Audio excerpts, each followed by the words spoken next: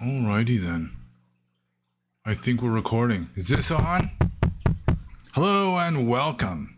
Hail audience. To question and answer number 155, which of course is not prime. It's 5 times 31. I'm your host, Panyo Basa. This is your co-host, My Beverage. And it's way too hot to be drinking coffee. It's very hot here in South Carolina. Mid-90s Fahrenheit wise. At least it's not mid-90s centigrade wise. We got quite a few questions to answer, and so I suppose I should just cut to the chase, so to speak. So, see, first question is from Siovaksh and Sipad Zidana. And Siovaksh and Sipad Zidana says, this is a follow-up to a question he asked in the previous Q&A because he specializes in yeah, but kind of questions. He says, I don't understand how cells didn't exist before someone thought of them.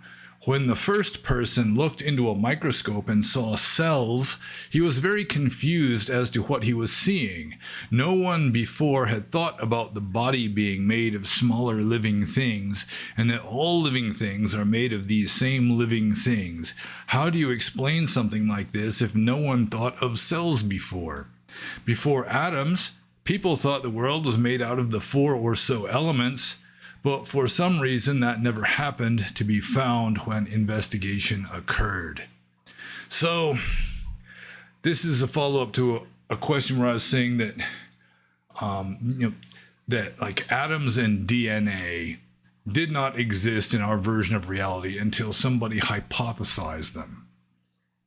So with regard to cells, that would be along the same lines. Anything microscopic that cannot be seen without a microscope invented in modern times just didn't exist until somebody laid eyes on them. Sort of like certain subatomic particles are notorious for this, in that nobody was able to see these things until they were hypothesized, and then all of a sudden they're cropping up everywhere. Also, it's kind of similar to something that Rupert Sheldrake brought up with regard to crystals. Certain crystals, very hard to make until somebody starts making them, and then all of a sudden you can make them in 7th grade science classes.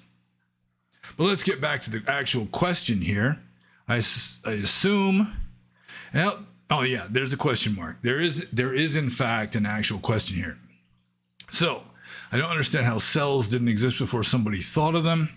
And then here's the other thing. How do you explain something like this if no one thought of cells before? Okay, so let's go with the standard theory of the simile of the block of marble, right? You got this block of marble, and it contains within it, in virtual form, potential form, conditional form, every single possible statue. So you've got a mind that is singling out statues, or the mind itself is one of the statues. It's all in there in virtual form. So if the mind isn't at a certain level of subtlety yet, a certain level of sophistication with regard to like objectivity, then it's just not going to be like singling out fine details. But when you get to a level of being able to single out fine details, then you're going to start singling out fine details that still really aren't there. It's just that you're getting into a deeper level of sophistication, and still there has to be a kind of stability. In order for samsara to exist for more than just a fraction of a second, just like a moment, there has to be stability. And so you're going to have to be singling out something that is stable. Which, with regard to humans, then it just turned out that it was cellular structure. And I'm sure that before people were looking at cells, they were looking at animalcules. They're looking at pond water, that sort of thing, under the microscope, and seeing all these little critters swimming around like single-celled organisms. So it wasn't too far of a leap to have people made out of it, even though it may be that nobody was consciously expecting that we would be made out of cells. But still, you have to like tune in on a possibility that is stable. So we tuned in on cells. Even though the cells aren't ultimately real, we aren't ultimately real. Nothing that is singled out and particularized is ultimately real. It's a kind of construct. And it's really hard to explain this kind of stuff to people that like don't really take it seriously, or they're just kind of already like emotionally committed to some kind of scientific explanation for the universe we're living in, that sort of thing. But still, I mean, it's kind of hard to explain. I probably shouldn't have started off right off the bat with a question like this. It's easier to answer easy questions first until I get some momentum going, and then you can get into like the more subtle stuff. But really, it's just a matter of, I mean, it wasn't really there until it was singled out by a perceiving mind. And I'm really not sure how to explain things more clearly than that. That esse es percipi, as George Berkeley used to say, to exist is to be perceived. So, I mean, it didn't exist. I mean, there was the potential of it, obviously. But until it got perceived, it wasn't there. Just in potential form, like retrospectively. You can retcon it into the past, that sort of thing. So, I think I'm just going to move on to the next question. This is also from Siovaction Sipad Zirino. And I hope I get a few easy ones to kind of help me build momentum here. What is the Buddhist justification of not stealing if nothing is actually me or mine and no one actually owns anything? Well, I mean, nobody actually exists in Buddhism, so I mean, that would just, murder would be all right too. I mean, you're not actually killing anybody, which is kind of the approach taken towards the beginning of the Bhagavad Gita. But I mean, it's not so much stealing, just the mechanical act of stealing. Really, it's mechanical acts are ethically neutral. It's mental states. So you're deliberately inflicting suffering on somebody else when you steal their bicycle, for example. It's like, they're not going to like it, but you go ahead and do it anyway. Also, it's generally greed and just a kind of callous lack of compassion or consideration that causes people to steal in the first place, which also is an unethical or unwholesome, unskillful mental state. So, I mean, taking morality and just boiling it down or crystallizing it down into just like 5 kinds of mechanical actions, I mean, that's kind of for normies. That's just sort of a way of getting people to act better without having to like teach them subtle philosophy, that kind of thing. But I mean, you're just deliberately acting in a callous, greedy way that you should know is going to cause suffering to others, and you just don't give a damn, and you do it anyways. Even though ultimately there's nobody to steal from, there's nothing to steal, and there's nobody to do the stealing. Ultimately, but we're not operating at the ultimate level right now. At least most people are not focused at the ultimate level. So I'm just going to move on to Siovaction Sipad Zirino's next question, which is, let's see. No, I guess there's not even a question mark in this. It's just kind of an implied question. I don't see how acknowledging the existence of atoms and DNA makes me a materialist. Since you talk about evolution a lot, isn't that also appealing to a similar sentiment? Well, in the previous question, he was bringing up the existence of atoms and DNA as a kind of objection to spirituality. And when you're doing that, I mean, as a general rule, you are adopting as like the default attitude of Western people of scientific realism. Like, how can you justify karma when, atoms and DNA, blah, blah, blah. So, in a way, it's kind of putting the cart before the horse, putting like scientific realism in front of Dhamma or Dharma. So, with regard to evolution, I mean, if you're interpreting like the cosmos in accordance with scientific realism or just empirical objectivity, then sure, you can talk about DNA and atoms and evolution also, the fossil record, that sort of thing, without really insisting that it's ultimately real. So I may have just made the assumption that if you're using like scientific realist assumptions as a way of arguing against Dhamma, then as a general rule, people who do that are assuming that scientific realism is more certain than Dhamma is. So I may have jumped to a conclusion there, but knowing Siovak and Sipat Zidana as I do, I'm not sure that I was jumping to a conclusion. Maybe Siovak and Sipat Zidana, he just likes these yeah but nitpicky kind of questions so much that, you know, it's just the exact assumptions are kind of secondary to the yeah but kind of questions. Okay.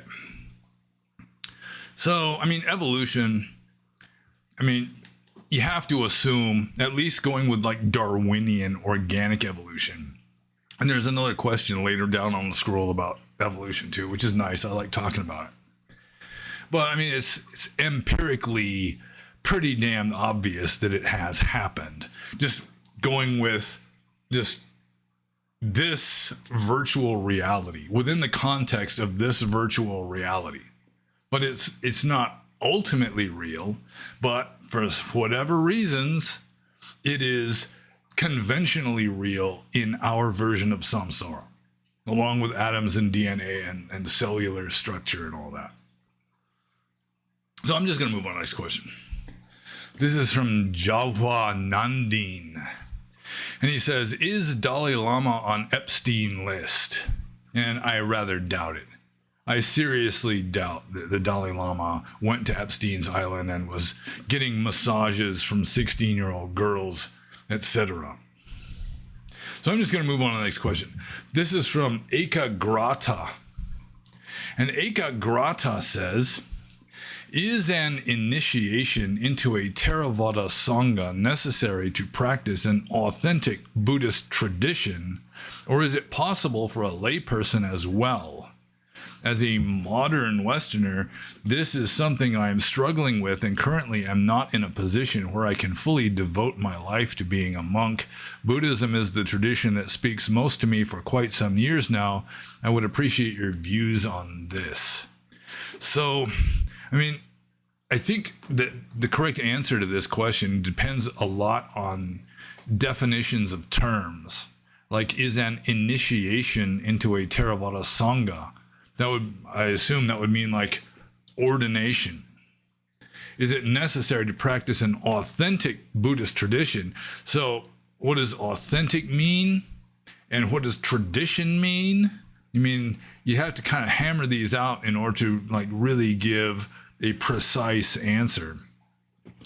I mean, tradition would be something that's been going on for, you know, an extended period of time that is just established as orthodox and orthoprax. And authentic, I mean, that depends on that's even more problematic, because what some people think is definitely authentic, other people would not, like Abhidhamma, like the Abhidhamma Pitaka, for example. Is that authentic? I mean, it's obviously traditional.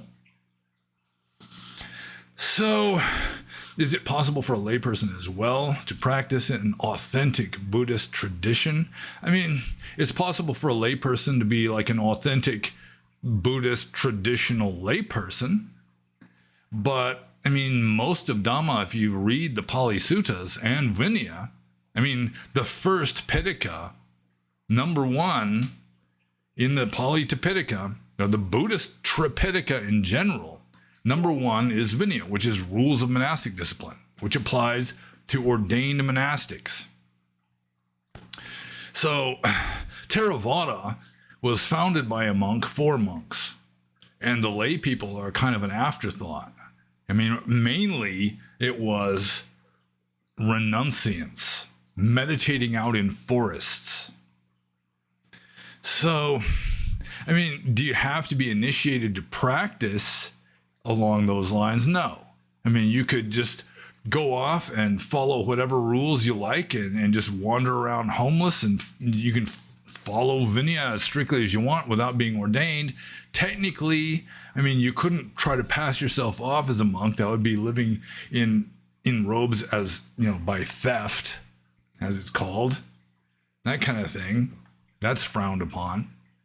But just going off in alone without being ordained and living the life of a monk, I mean, nothing's going to stop you. And unlike a lot of Burmese people, I do not think, or I mean, even Orthodox tradition, I do not think that a formal ordination ceremony is going to cause some metabolic change in you that's going to allow you to get to sustain more advanced states, anything like that. I mean, that's silabata paramasa. That's clinging to morality and observances, especially observances at that point. So, I mean, this is kind of it's kind of a tricky question, because it depends a lot on interpretation of key words like initiation, authentic, and tradition. I mean, tradition isn't, I mean, that's fairly straightforward. But initiation, I mean, that just presumably means ordination. And then authentic, I mean, that's the trickiest word. Because what's authentic to one person might not be authentic to the other person, even though they might be equally devoted to Dhamma. Like I've said many times before, Western monks generally don't consider the third Pitaka of the Tipitaka, Abhidhamma, to be authentic, for it to actually represent genuine teachings of the founder of the system. A lot of texts that aren't in Abhidhamma, a lot of suttas, probably wouldn't be authentic to a Western mind that is familiar with critical thinking, willing to exercise critical thinking, or a devout Eastern Buddhist who just accepts it all as gospel truth, who does not dare to question it. So let's just get back to the actual question here. Is an initiation into a Theravada Sangha necessary to practice an authentic Buddhist tradition? I mean, at the highest level, yes. But, I mean, if you just want to be a good layperson, I mean, the door is open for that. You'd be an authentic Buddhist traditional layperson. But you wouldn't be practicing at the highest level. And I guess I might as well just move on this question here. This is from Fred. And this is kind of a strange question, but Fred specializes in these. He says, did you experience that plant in Asia that reacts to your touch and curls up? And I think it's called the sensitive plant, or at least, that's just sort of a common name for it. I haven't encountered them before in America, at stores. I think it was a hardware store, one of these things. Also, they had some kind of plant that you just touch the plant and it turns the lamp off and on. That was kind of nice. But no, I didn't see any wild plants in Asia. Not that I recall, where you touch it and the leaves kind of close up as kind of like an automatic defense mechanism. Also, a Venus flytrap. You can touch a Venus flytrap and it'll close. But I didn't see any of those in Asia either. I've seen all the Venus flytraps I've seen have been in America. I'm pretty sure. So I think Fred might be confusing the plant that curls up to the touch with the resurrection plant I mentioned in the previous Q&A, where if you don't water it, it just curls up into a dry brown, this very lightweight, dehydrated ball. And then you put it in water again, opens up and turns green and becomes alive again. Which reminds me of the tardigrade question about how a tardigrade, which is capable of completely dehydrating.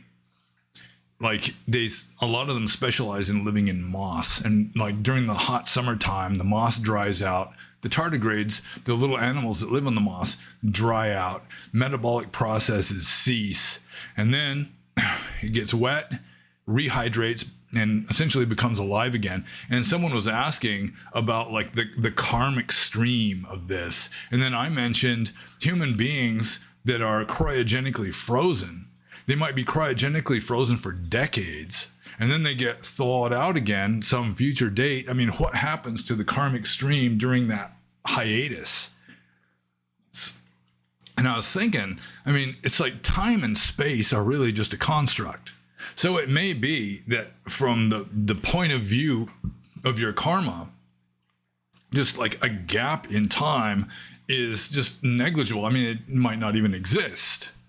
You could just skip decades, and from like the point of view of this empirical samsara, it might not be possible. But like your karma might be working at a different level where time is not, it doesn't have to follow the same rules. And that may also help to account for like someone who dies like 10 years ago, and then it's like 10, 15 years before they take rebirth. It's not necessarily the case that, I mean, from the Theravada point of view, time apparently is essentially real. And so the karmic stream immediately, the very next moment, has to take rebirth after death.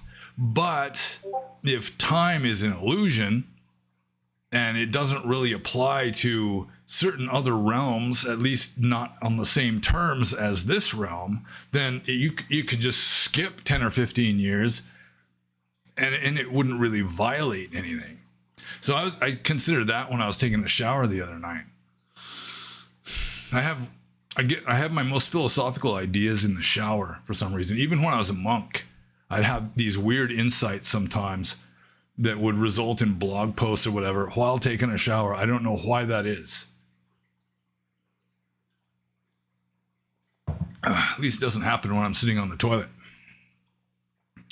So I guess I answered that question. I'm moving on to the next one. This is from Romeo. We do have kind of a lot of questions, so I shouldn't be like loitering in my question answering. So this is from Romeo. And Romeo says, my questions are about the difference between Buddhist equanimity, or upekkha, and plain old garden variety indifference.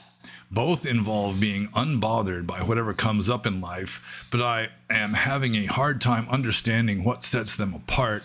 Can you tease out the difference between equanimity and indifference, and, if possible, illustrate how they differ with an actual real-world example from life? And I mean, sometimes I have translated upekkha as indifference. I think in my Atthakavagga translation, I have upekkha, or variations on the root, the same root as upekkha, translated into English as indifferent or indifference. So, I mean, equanimity, like upekkha, could be a kind of indifference, but I guess Romeo has specified plain old garden variety indifference, which would be just sort of normie level. Whereas upekkha, especially like it's the highest Brahma Vihara. It's the only Brahma Vihara that can take you to fourth jhana, according to Orthodox Theravada Buddhist tradition. So the main indifference is plain old, the main difference. Did I say the main indifference? The main difference between equanimity and indifference would be, indifference is you're just kind of like, you're just like being callous. You know, it's like you're not letting it get to you. You know, it's just you've got like this shell of indifference, and the events out there are just kind of bouncing off of it. So you're, in a way, you're kind of numb to it. Whereas equanimity, the Buddhist idea of equanimity, is you become like transparent, like a pane of glass. So it's like going right through you. For example, I mentioned recently in a Q&A that I spent 2 months doing intensive practice at Pandita Rama in Rangoon back in like 1997, 98, thereabouts. And the Burmese, including Venerable U Pandita, they just are kind of indifferent to loud noises. So the Burmese just don't mind lots of noise. Whereas Westerners, especially if you're meditating, you want some quiet. But Sayadaw U Pandita had, just about every monastery in Burma is under construction. There's always some kind of new building going up somewhere. So there was a new building going up at Pandita Rama, and Venerable Sayadaw U Pandita had this guy literally pounding out sheet metal gutters with a hammer right under the eaves of the meditation hall. So we're in there trying to meditate, doing intensive retreat, and there's this guy out there literally pounding on sheet metal with a hammer, just bang, bang, bang. So the Burmese, a lot of the Burmese people, it'd just be kind of indifference where, it's just, they're not paying attention to it. It's just kind of like selective ignorance in a way. For Westerners like me, for a long while, it was bothering me. But then finally, I reached this zone in my meditation where it was just like the sound was going in one ear and out the other. It was just like washing through me without any kind of resistance.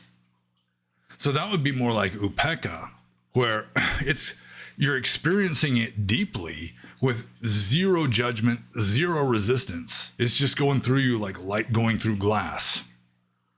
Whereas ordinary kind of indifference, usually there's like a selective ignorance or just like a numbness, this shell of just not giving a shit, just kind of blocking stuff out.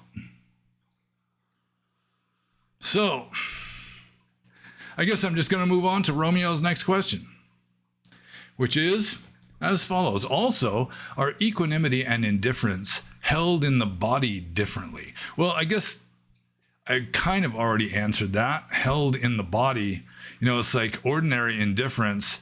You could just be in a foul mood and just, I don't give a shit. And that could be a kind of indifference, at least with regard to a lot of the stuff going on out there, even though you might be in a foul mood internally. It's like you're in a bad mood, you trample something, you break something, it's like, I don't give a shit. You just keep going, Or, that kind of thing, obviously it's going to feel different from being just sort of like transparent. Just everything is just flowing through. You're experiencing it all deeply, in a sense, without any kind of reaction, with no friction, no resistance, anything like that. So true equanimity would be just being completely at ease. Whereas indifference, there'd be a kind of resistance. And how that feels in your body, probably more tension in regular indifference than in equanimity, where there'd be like no tension at all if you had mastered it. You're a master of the fourth Brahma Vihara, then you'd be completely at ease. And there's a dog licking my elbow right now. So let's just move on to the next question. This is from Yoshibui. And Yoshibui, hey dude. Yoshibui says, you had mentioned that there is ultimately no free will, but if doing good deeds, help someone, for instance, can earn one good merits, then that seems to imply that one has free will to do good deeds. If not, if doing good deeds is part of karma, i.e. karma causes one to do good deeds, then how can that generate merits? In other words, how can something that is not done intentionally or done without free will be attributed positively to the person who did it via merits? Well, a lot of actions, especially someone who is not fully enlightened, a lot of your actions really is just through force of habit. So that's why, like, a layperson is supposed to break unwholesome habits and establish wholesome habits, so that when you're on automatic pilot, you're going to be doing good and making good karma instead of doing bad and doing bad karma. It's like the 4 right efforts in Orthodox Theravada. It's like to abolish bad habits, to refrain from establishing new bad habits, to strengthen good habits and to gain new good habits.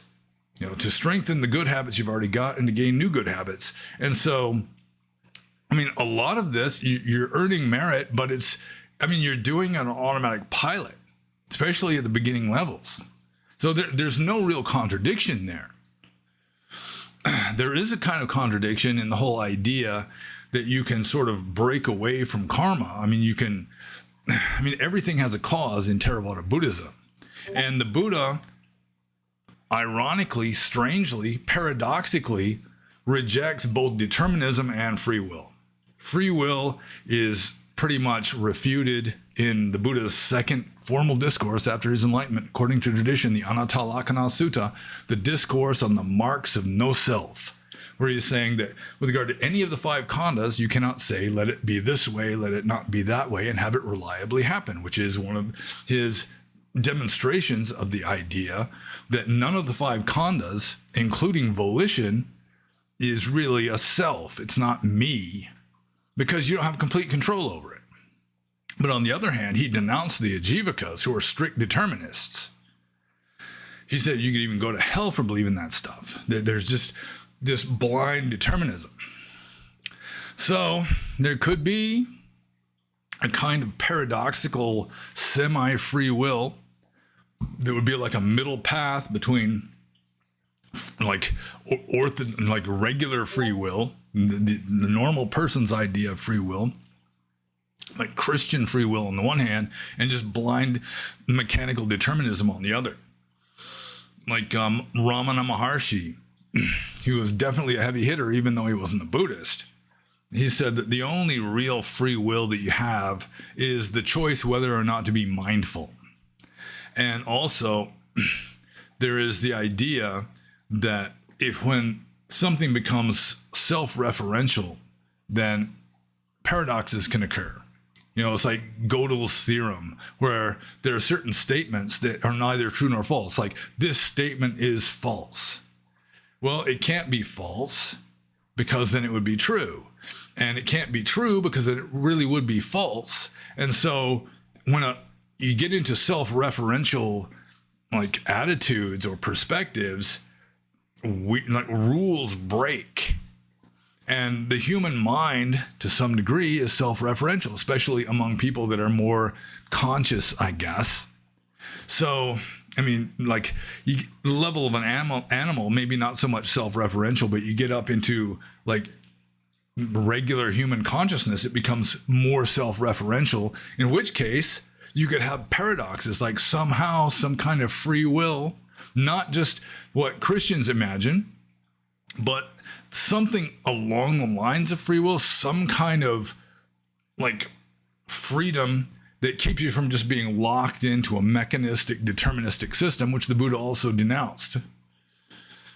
So, trying to tease out exactly the orthodox Theravada Buddhist idea of free will, or the attitude towards it, is not easy. But the idea that in order for an act to be meritorious, there would have to be free will, that's not necessarily the case at all. Since most of the meritorious deeds and demeritorious deeds perpetrated by humans is just knee-jerk reflex, sleepwalking. And then once you become enlightened, you're not making karma at all. Once you're fully conscious, you're not making merit or demerit anymore. So merit and demerit are entirely at the level of delusion. Once you have no more delusion, you have no more merit or demerit. You're not making karma anymore. So karma and merit rely on being unenlightened. And so generally, there's a certain amount of knee-jerk, semi-conscious, this going with the flow, just acting out your habits, that is causing virtually all of your merit and demerit. And so, by hearing the Dhamma, that can cause you to change your attitude. Everything has a cause, and then you can determine that you're going to establish good habits and try to reduce bad habits, so that you're making more merit than demerit? And I hope I answered that question, more or less. Because I'm moving on to the next one. This is from Super Lump. And, okay, Super Lump. That's kind of weird. That's how did he come up with this name? Oh, I think I just did something weird. I just lost my place on the... Oh, here we go. Super Lump. He says, do the monks who handle money make any attempt to justify it? Well, some of them do. I remember one time some Sri Lankan monks visited me when I was a junior monk living at Mahagandhayon in central Burma. And one of the Burmese monks told him that, with regard to me, he doesn't handle money because that's pretty rare in the Burmese Sangha. Like I've said before, it's definitely more than 95% of Burmese monks handle money. So some Burmese monk told these two Sri Lankan visitors that were monks that I didn't handle money, and one of them kind of looked at me strangely and said, how do you manage? So, I mean, the assumption there is they just assume they just can't manage. They can't do what needs to be done, like get bus tickets or something, if they don't handle money. But most monks who handle money, they know they're not supposed to. They know it's against the rules, and they just go ahead and do it anyway, mainly because they're just following along with what all the other monks are doing. Like all the monks at a monastery might be handling money. It's sort of like in Christianity, too. I mean, how many Christians gather not up their treasures upon the earth? There's an epistle of Paul that says, if you're unmarried at the time you become a Christian, you should remain unmarried. And if you're married at the time that you become a Christian, you should remain married. Well, how many Christians follow that? I mean, you're just born and raised as a Christian, then you grow up and get married. So there's certain teachings in Christianity that are just so much in conflict, so inconvenient with Christianity being like a majority, like traditional popular religion, that it just gets ignored. Or they'll just say, well, that applied in ancient times, but it doesn't apply now, that kind of thing. And it's kind of the same way in Buddhism. In some things, like there's a rule of monastic discipline saying that a monk is not allowed to bathe more than twice a month, unless there are certain circumstances, like he's been sick or he's been traveling or there's been a storm or it's the hottest time of year, that kind of thing. But aside from these relatively few exceptions, a monk for most of the year is only supposed to bathe no more than twice a month.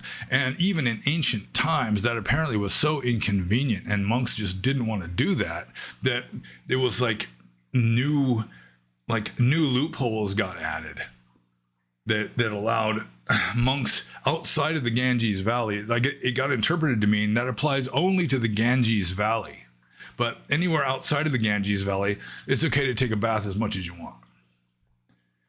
So handling money is kind of along those lines. It was just so inconvenient. Like the Second Council, the Second Great Council, it was largely debating whether it's okay for monks to handle money.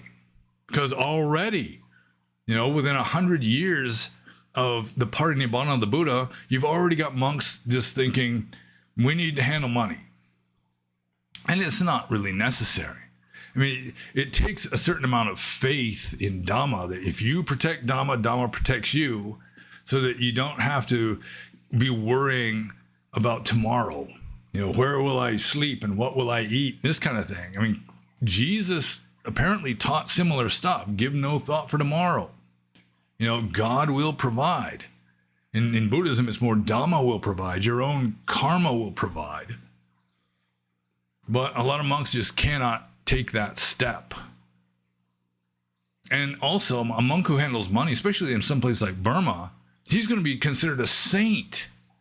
People are just going to be falling all over themselves, offering these monks whatever they need because they like to single out the more virtuous monks that are considered to be more advanced. And Richard Gombrich, who used to be president of the Pali Tech Society, I think, he spent some time in Sri Lanka way back in the 20th century.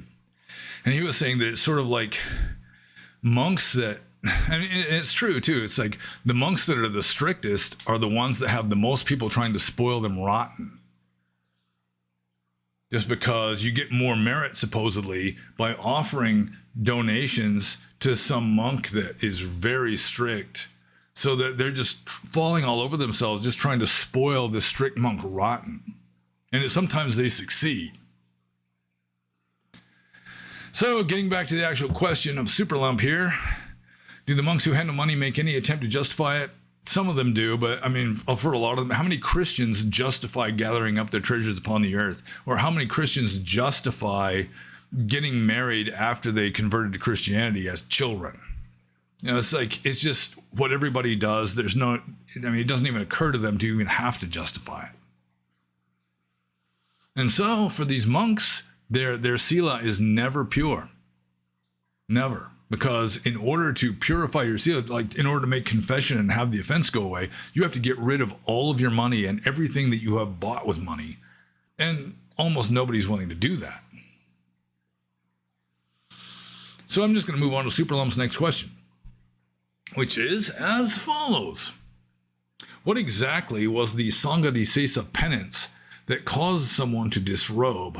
I've heard of having to go last on alms round, but that doesn't seem like a big deal. The most difficult pain in the neck part about Sanghadisesa penance, like you've committed a Sanghadisesa offense, second most serious level of offense, the most serious level of offense shy of excommunication for life, which would involve, there's 13 of them.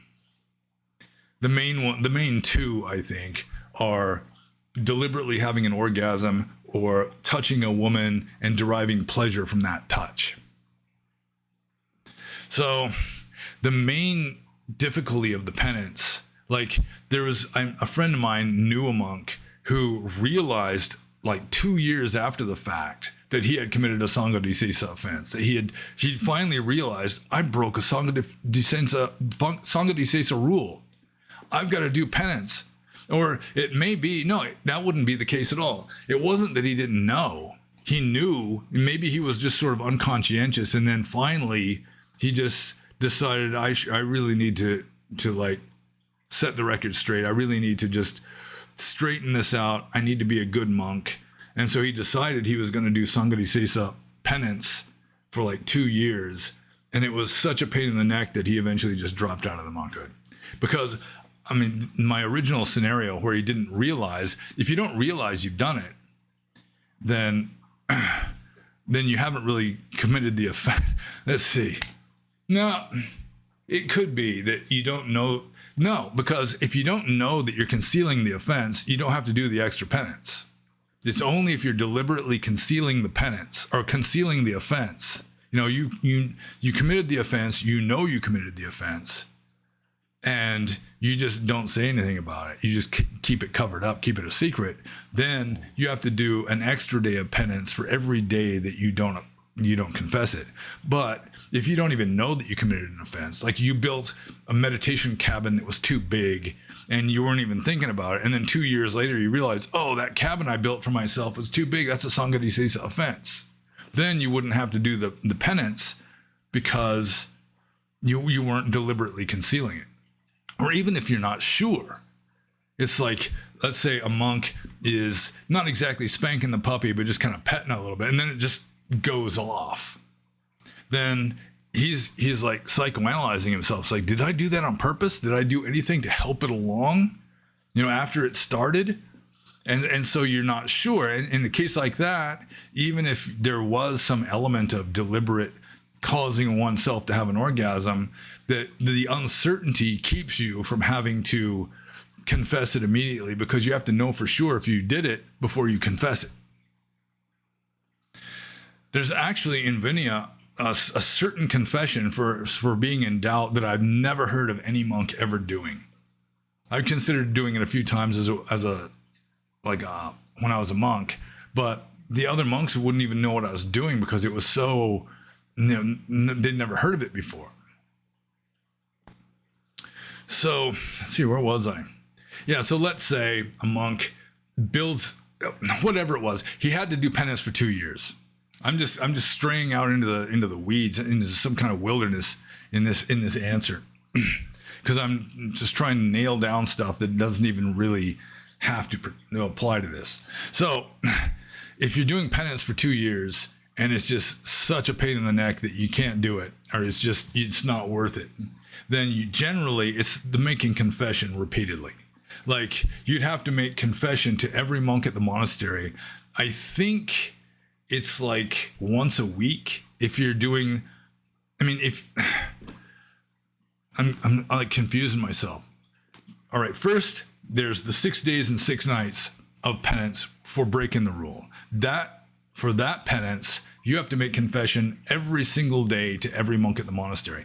But for the concealed penance, or the extra penance for concealing the offense, I don't think it's every day. It could be once a week. But still, just finding all the monks and making confession to all the monks, like even once a week, it's really a pain in the neck, because you got monks coming and going, and you have to make confession to every single monk that has stayed at that monastery. And then it's time to make confession. You ask, where's Venerable so-and-so? It's like, oh, he took off this morning.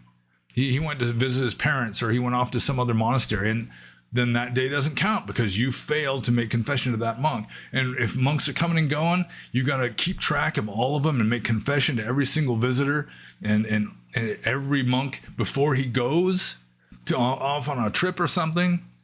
It's really a pain in the neck. So there are some monasteries in Burma that specialize in Sangha penance, where they're just remote areas. There's not a lot of coming and going, not a lot of monks there.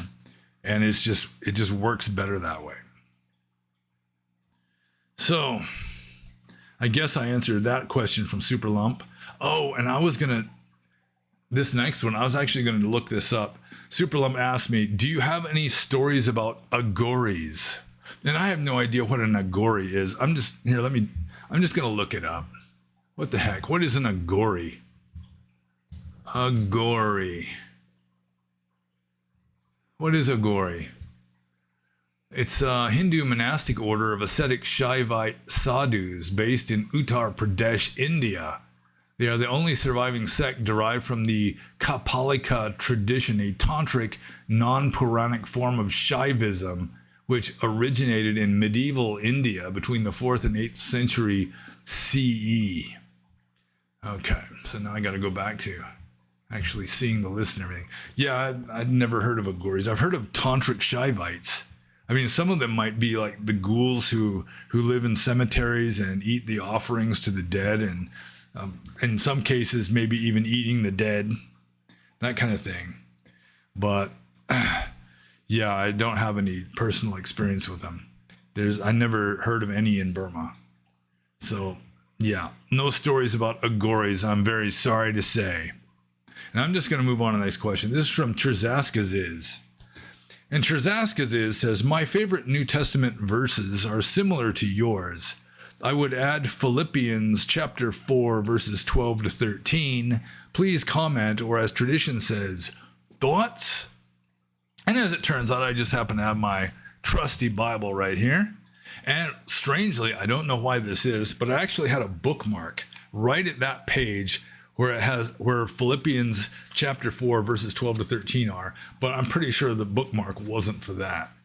But I don't understand this. Here's Philippians chapter 4 verses 12 to 13. Let's see here. He did this to prepare all God's people for the work of Christian service in order to build up the body of Christ. And so we shall all come together to that oneness in our faith, and in our knowledge of the Son of God, we shall become mature people, reaching to the very height of Christ's full stature. And why that would be a non-Buddhist, one of his favorite Bible verses, I have no idea. It really does not really strike a chord with me at all. I think possibly the reason why I had a bookmark that had been in this Bible for years. It probably had been there since I was a monk. But here on the same page, or the other side, is Philippians chapter 5, starting with verse 21 to 24. It says, submit yourselves to one another because of your reverence for Christ. Wives, submit yourselves to your husbands as to the Lord. For a husband has authority over his wife, just as Christ has authority over the church, and Christ is himself the Savior of the church, his body. And so wives must submit themselves completely to their husbands, just as the church submits itself to Christ. And that's another one of those teachings that Christians nowadays just ignore, or at least a lot of them do, especially Christian feminists. So that was kind of interesting. But with regard to Philippians chapter 4, verses 12 to 13, it just didn't really do much for me, I have to admit. There is a saying of Paul, though, that I like, and he says, "To the pure man, all things are pure." And that's got some profundity to it. So that would be one of my favorite verses, I guess. I don't remember the exact verse, though, like where it is. It's in the epistles of Paul somewhere. So, Terzaskas is his second question. He says this is stolen from Siovakshin Sipad Zirna, because Siovakshin Sipad Zirna was the first person to ask this question on the Discord server. And it is as follows. Quote, "When taking chemicals can predictably induce mystical states, what does that say?" Well, what it says is that within this version of reality, taking chemicals can predictably induce mystical states. That's what it says. I don't know why he didn't read his own sentence, because it's right there. That's what it says. So, I guess Siovakshin Sipad Zirna is still kind of arguing against spirituality, because you can take like a chemical like LSD and it can, at least in some people, predictably induce mystical states. But so what? I mean, I don't see what the problem is with that.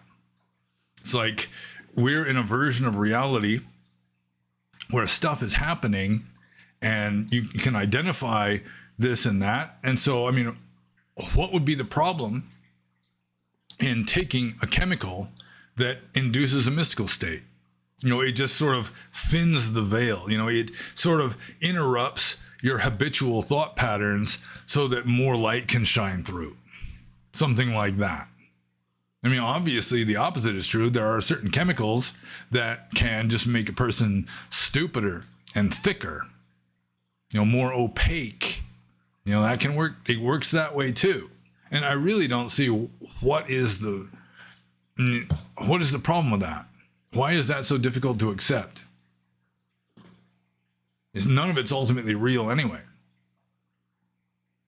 So, I'm just going to move on to Terzaskas' his third question, which is, why in Theravada there are in fact 9 precepts for novices, not 10? It's the same 8 precepts as for anagarika, plus not handling money, but one precept is split into 2, same as in Catholic version of the 10 Commandments, where they remove the 2nd commandment and split the 9th into 2, because it must be 10, of course. Well, you could say that for novices, there are 10 precepts, but for someone taking 8 precepts, it's like 2 of the novice precepts get lumped together, because if you read, I think it's, what is it, the 6th, I don't remember, I think it's the 6th or 7th precept of the 8, that you've got, Nacha Gita Wadita Visuka Dasana, which is like dancing and singing and playing musical instruments and looking at entertainment shows. And then you've got Malagada Vilepana, or Malaganda Vilepana, and like, let's see, wearing ornaments and like perfumes and that kind of thing, which it really is just like 2 rules that got lumped together. One is like entertainment, like frivolous entertainment, which is sensual. And the other one is like self-beautification. So that's 2 rules, really, that somehow just get lumped together in this long, clumsy precept for someone who's taking 8 precepts. But for a Salmonera, they're just divided into 2, which makes more sense. So I think it's really that there are 10 precepts for novices and maybe 9 for someone taking 8 precepts, but there's 2 of them that are just combined together, even though it's 2 entirely different rules. And I used to give these precepts on a weekly basis, and it's been so long because nobody asked me to give them precepts anymore that I'm getting rusty. Let's see here. So I guess that's it. I'm just gonna move on to the next question. This is from Siddhartha Lohachita. And Siddhartha Lohachita says, people with children, what do you think would be the most appropriate way to introduce the Dhamma to kids? Although sometimes it seems a bit futile to me because since Theravada is so intellectually inclined, I imagine it's not really made for children. Yeah, I mean, Dhamma is relatively philosophical, and advanced Dhamma is pretty much beyond the reach of children, beyond the grasp of children, beyond the grasp of most people. But still, I mean, as a parent, you can instill basic Dhamma into kids. I mean, for example, just like an elementary understanding of karma, you just kind of sort of indoctrinate your kids, teach your children. If you do good things are more likely to happen to you. If you do bad things are more likely to happen to you. Just give them like a basic intro in elementary, karma and ethics, for example.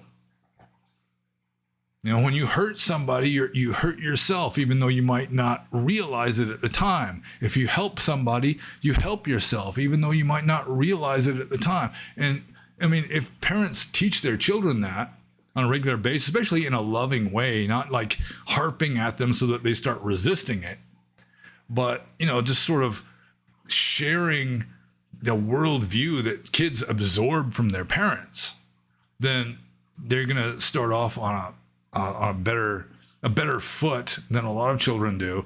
Teaching them, don't step on bugs just for the fun of it. Like my father, I mean, he was no saint. And he was not really into ahimsa even, that, he had actually killed humans as a soldier.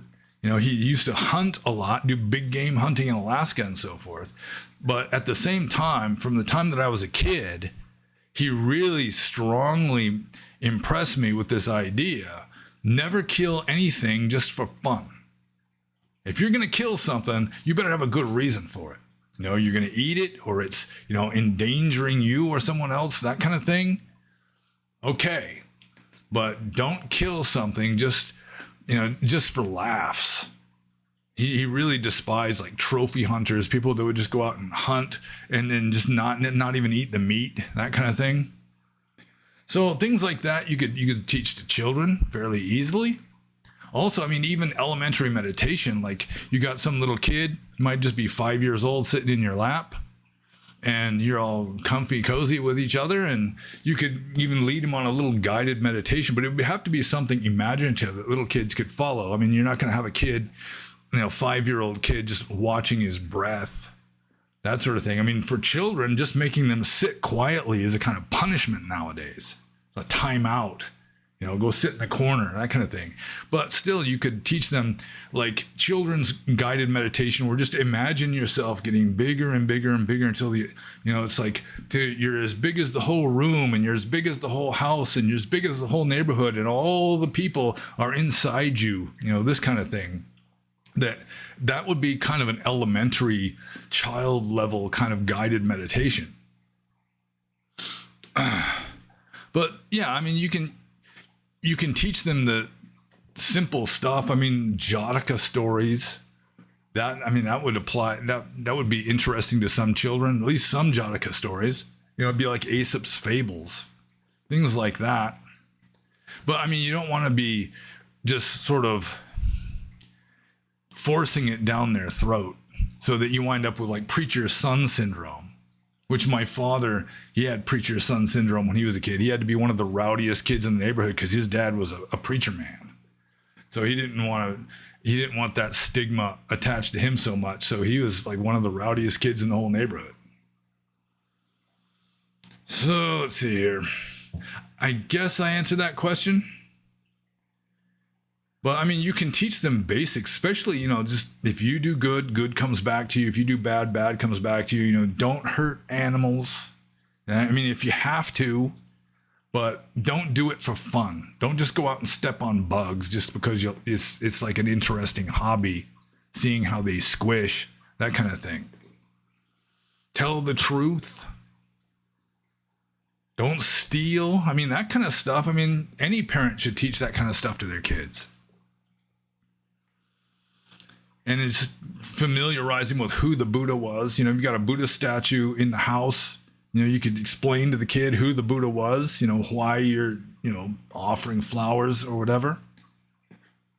I mean, little kids in Burma, they can be toddlers and already they know, you know, to offer to the monks and to bow to the monks. And some little kids, it's like, you know, when I was a little kid, you know, kids would, you know, parents would have them show off to adults by having them count to 10, that kind of thing. Some little kids in Burma, they know a lot of chanting already. So let's see here. I guess I should move on to the next question. This is also from Siddhartha Lohachita. And this is kind of an interesting one. It says, don't you think that Darwin's theory of evolution was created by the British Empire as a kind of political doctrine, similar to Aristotle's theory of master and slave, where nature granted the rule to the master over the incapable slave? It's not different where the rule of the evolved, aka the Anglo-Saxons, is confirmed by nature, granting them the empire. Later, this entire racist and supremacist approach was eliminated and remained only as a scientific doctrine. No, I don't think that at all. I mean, first of all, Darwin's theory of evolution, when he went on his trip on the HMS Beagle, he was looking for evidence in support of creationism, and he just kept finding the opposite. And it was against his will, with a lot of just, I don't know, just a lot of soul searching and pain and despair, that he just was pretty much compelled to accept the evidence of evolution. And the evolution, it's so freaking obvious to anyone who looks at the evidence. I mean, the exact mechanism, what is like driving it, that's up to debate. But unless you want to just argue against the fossil record, for example, you want to argue against embryology, like the embryological development of animals. You want to argue against vestigial organs, that kind of thing. I mean, it's futile. The evolution has occurred is fairly obvious. How it actually occurs, you know, what exactly is driving it, you could argue on that. But when Darwin came up with his theory of evolution, he was ostracized. I mean, the Christians, I mean, they wanted him excommunicated. They were in a state of uproar. He just stirred up this, he tipped over a can of worms or stirred it up or something. There was some kind of can of worm action going on. And I mean, he was just demonized.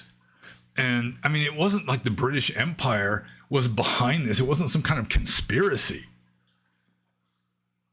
So, I mean, it was that, I think it was even like Darwin's nephew that became like a social Darwinist who was applying Darwin's theories to like civilizations, which, as far as I can tell, is valid within certain contexts. And that became politically incorrect. But I mean, it's like the strong succeed and the weak kind of don't. In many cases. And by strong and weak, I don't just necessarily mean with like political power or whatever. I just mean like ability to survive and reproduce. So let's see here. Darwin's theory of evolution was created. I don't think Darwin's theory of evolution was created by the British Empire. Just read his books. You'll see the evidence, and he lays it out. I mean, he has to. He knew full well that there was just going to be like a tsunami of pushback against his theories, because he was challenging Christianity. So, I mean, he just puts the evidence, I mean, just evidence after evidence after evidence. I mean, very cogently put forth. And, I mean, most people rejected it with scorn and outrage at first. It took quite a while before Darwin's theory of evolution finally, you know, caught traction and was accepted by most scientists. So, yeah, I don't think it's a racist and supremacist approach necessarily. It's explaining, it is at least putting forth a plausible theory as to how evolution occurs, because evolution is occurring. Just look at the fossil record. So I'm just going to move on to the next question. This is from Raphael. And Raphael says, would it be beneficial if Theravada Buddhism in the USA had a central authority that oversaw all monasteries and excommunicated monks who, for example, advocated for abortion? Well, I mean, that would be tricky. I don't know how you'd go about it. Like, Theravada Buddhism in the USA, it's really a combination of like Thai Buddhism and Burmese Buddhism and Sinhalese Buddhism, a little Cambodian Buddhism. You've got like the Goenka people. I guess not a whole lot of monks in the Goenka system. There are some though.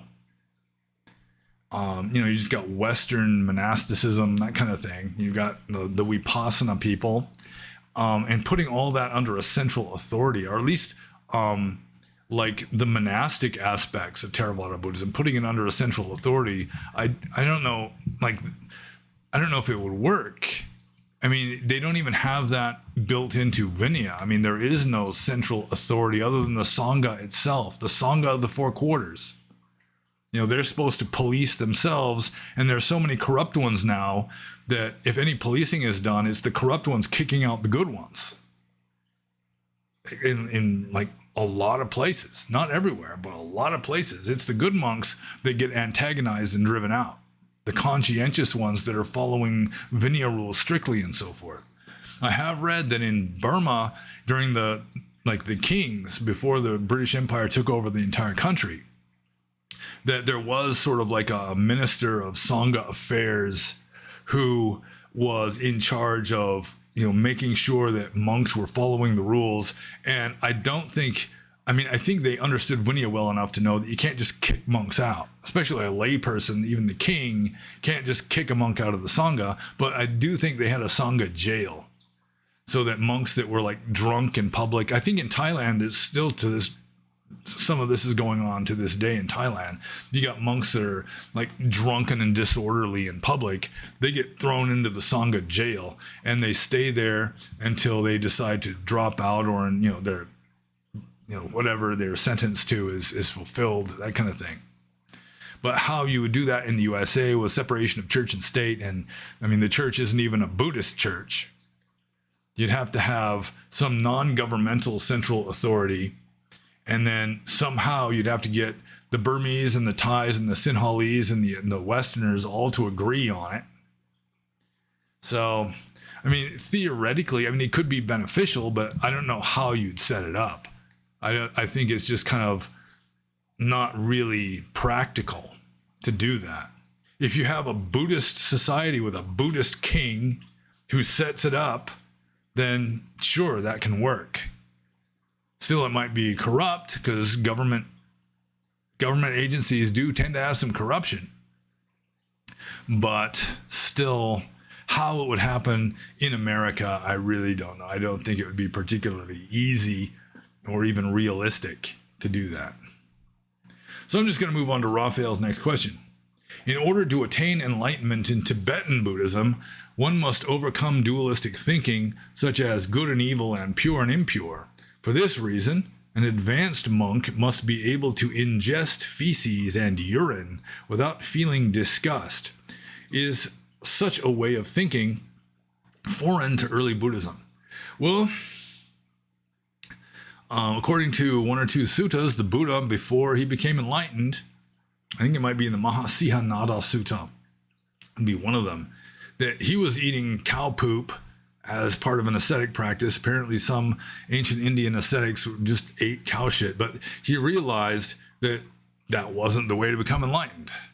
It wasn't like he was demonstrating his upekkha, his detachment, by eating it after his enlightenment. He was trying to become enlightened by doing these outrageous austerities, and it just didn't work, and so he gave it up. With regard to drinking urine, every monk who is ordained at his ordination ceremony is admonished that from now on, now that you are a monk, you should make do with stale urine as your only medicine. But if you can't do that, then you can take other medicines too. Just like if you can't live under a tree, you can live in a cabin or something. But every monk at his ordination is admonished to take puti mutta as his medicine, which is putrefied urine. So there's quite a few monks out there, not a majority, but quite a few monks out there who do drink urine, either cow's urine or their own, but still, I mean, it's not any kind of spiritual proof of anything. It's just in ancient India, that's what apparently like renunciants did. It was just sort of relatively primitive, like folk medicine, I guess, that drinking stale urine was, or putrefied urine, or like slightly fermented, although not alcoholic urine, was good for you. It had some kind of medicinal properties. There are people today that drink their own pee and think that it's beneficial in some way. And I knew a few monks who did it, and I've tried to point out to them, I was like, that's the reason why your body gets rid of pee is because it's like metabolic waste. You know, it's like, it's toxic waste, literally. But I guess there's some kind of also beneficial compounds or something in there. But I mean, the reason why your body gets rid of it is because it is metabolic waste. So, yeah, this way of thinking is foreign to early Buddhism. That, I mean, you don't have to do that, even though some renunciants did eat like cow dung at least, and even more renunciants would drink stale pee for medicinal purposes without feeling disgust, other than maybe just a little bit of, ugh, this is gross, but I'm doing it anyway. But that kind of thinking of, I mean, in order to become enlightened, you have to overcome dualistic thinking, sure. And that the monk, I mean, an advanced monk has risen above the distinction of good and evil. He's not trying to earn merit, certainly not trying to earn demerit. You know, that's, merit is for lay people. That's what I used to say to monks in Burma a lot. Merit is for lay people. So, yeah, I mean, this approach is a little too extreme. You know, it's kind of like some Christians, there's that verse in the Bible that says that a true Christian can handle snakes and they won't bite him, and he'll drink poison and he won't die. And so you've got some, like the Kentucky snake handlers that are drinking poison and dancing around with rattlesnakes. But I mean, it's not really meant to be taken literally, I'm pretty sure. It's not like you're supposed to be just seeking it out. And I hope I answered that question, at least kind of. Because I'm moving on to the next one. And this is from Austin. And Austin says, can a monk golf? There's no rule against monks playing golf. I'm sure that the Buddha would not condone it. You know, it's like there's the lists in the text, like the Sila Khanda of the Digha Nikaya, where there's all these lists, including like games, frivolous entertainments that monks should not do, even though it's technically speaking is not a Vinaya rule not to do it. Still, that kind of thing is discouraged for monks. So, I mean, there's no rule against a monk playing golf. Golf hadn't even been invented yet. Just like there's no rule against monks smoking cigarettes, because there was no tobacco in India at the time. If there was, probably the Buddha would have forbidden it. I remember once, the only time I've ever set foot on a golf course and walked around the links, is that what it's called? The links? Use a little golf jargon there. I was in Bali, and I had a friend and supporter who played golf, and I just followed along and got my scalp pretty sunburned and my shoulders in the equatorial blazing sun of Bali, walking 18 holes with my buddy. I was just watching though, I wasn't even caddying. So, I mean, monks can golf. Maybe even a few monks do play golf for all I know. But, I mean, the golf courses in Burma are pretty ridiculously bad. I've seen some golf courses in Burma. It's like just wasteland pretty much. So, yeah. I mean, they can play cards too, I guess, but it's against the spirit of the rules, even if it's not specifically specified. So I'm just going to move on to Austin's next question. He says, when I'm discussing dependent origination and emptiness with people, I will say every conventional thing is dependently caused by other causes and conditions, but I will often hear in response, energy is neither created nor destroyed. Do you think this is a concise rebuttal to emptiness? Not really. I mean, specific forms of energy are dependently arisen. I mean, you can say that just energy in general, that if it's not distinct, it's not particularized, you're just saying energy in general, that's like some formless infinite. That, I mean, when something is formless and infinite, you can't really say that it exists or doesn't exist, sort of like the quantum field in theoretical physics. You know, it's like empty space can contain zero energy and also infinite energy, depending on how you do the math. The math works out both ways. So that would be kind of like nibbana. You know, it's sort of like, you know, it kind of transcends the duality of exists and doesn't exist. It's formless and infinite in a sense. And so you can't really say that it's there or isn't there or it at all. So, I mean, but energy is neither created nor destroyed. It changes form. And so, I mean, with regard to dependent co-arising, yeah, I mean, it's the form of it is dependently co-arisen. The arising of it, I mean, you can't even say it arises without a form. So, I mean, I might be failing to account for energy existing, but I mean, energy is pretty much of an undefined term in physics. Maybe you could say it's the capacity to do work. But, I mean, that is certainly dependently co-arising. I mean, the work itself, the capacity itself, the specific capacity, I guess, dependently arisen. So, let's see. Every conventional thing. Yeah, so if you say every conventional thing is dependently caused by other causes and conditions, and they say energy is neither created nor destroyed, then, I mean, they're talking about just this generalization that is not a conventional thing. It's just an abstraction, pretty much. Unless you can point out a specific form of it, in which case that's dependently co-arising. So I guess I kind of answered that one. I'm moving on to Austin's third question. And he says, would you ever be inclined to using the dark web to acquire spiritual substances? I assume he means entheogens.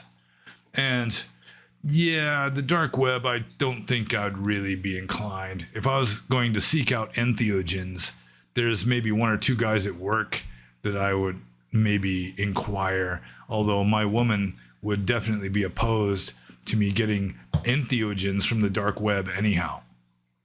I'd never hear the end of that one. I remember somebody that I didn't really know personally, but I knew as a supporter online for a considerable time, sent me a kind of entheogen, and I just went ahead and took it. And yeah, I was in the doghouse for a while. It was a pretty intense experience too. She didn't know whether I was gonna have to be rushed to the hospital or something. Not that I was like freaking out or having a physical meltdown, but it was a very intense situation. And doing a little bit of like panting and making little noises and so forth. Good stuff.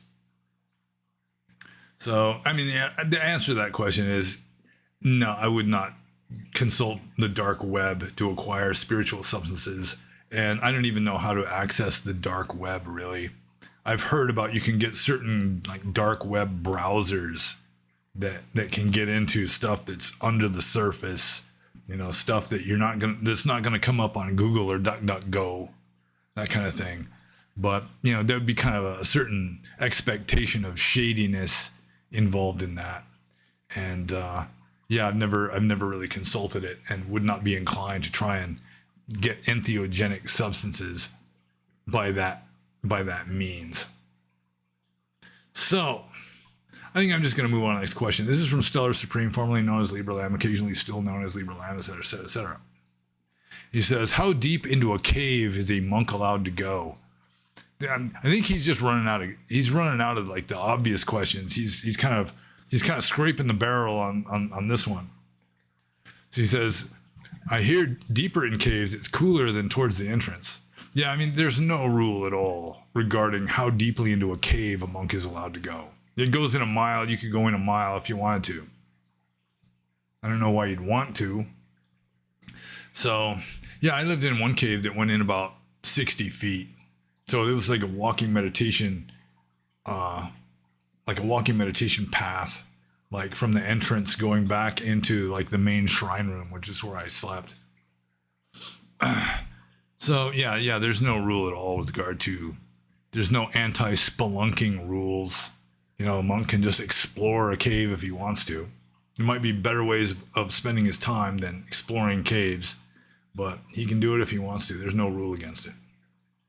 So, I think I'm just going to move on to Stellar Supreme's next question, which is as follows. Do you believe in bilocation, wherein a person is in two locations at the same time? And the only person that I've read about or heard about that allegedly could do this would be Neem Karoli Baba, who's up there on the top of the bookcase there. His picture, I mean, not him personally. And there's in the book Miracle of Love, stories about Neem Karoli Baba, Ram Dass, who compiled the book, has this personal anecdote about how he's sitting somewhere with some scientific type, maybe some kind of science professor, and he's talking about some of the psychological feats, the superhuman powers of Neem Karoli Baba. And this scientist guy is acknowledging, yeah, I can accept the possibility of that, until Ram Dass got to the point of telling him about how Neem Karoli Baba could be in two places at the same time. And the scientist said, well, I mean, that goes against physics. I really can't accept that. That would be impossible. And then Ram Dass says, it might be impossible, but he did it anyway. So I'm open-minded on the possibility of, I mean, anything is possible. I mean, there are rules in this version of reality, like laws of physics and so forth.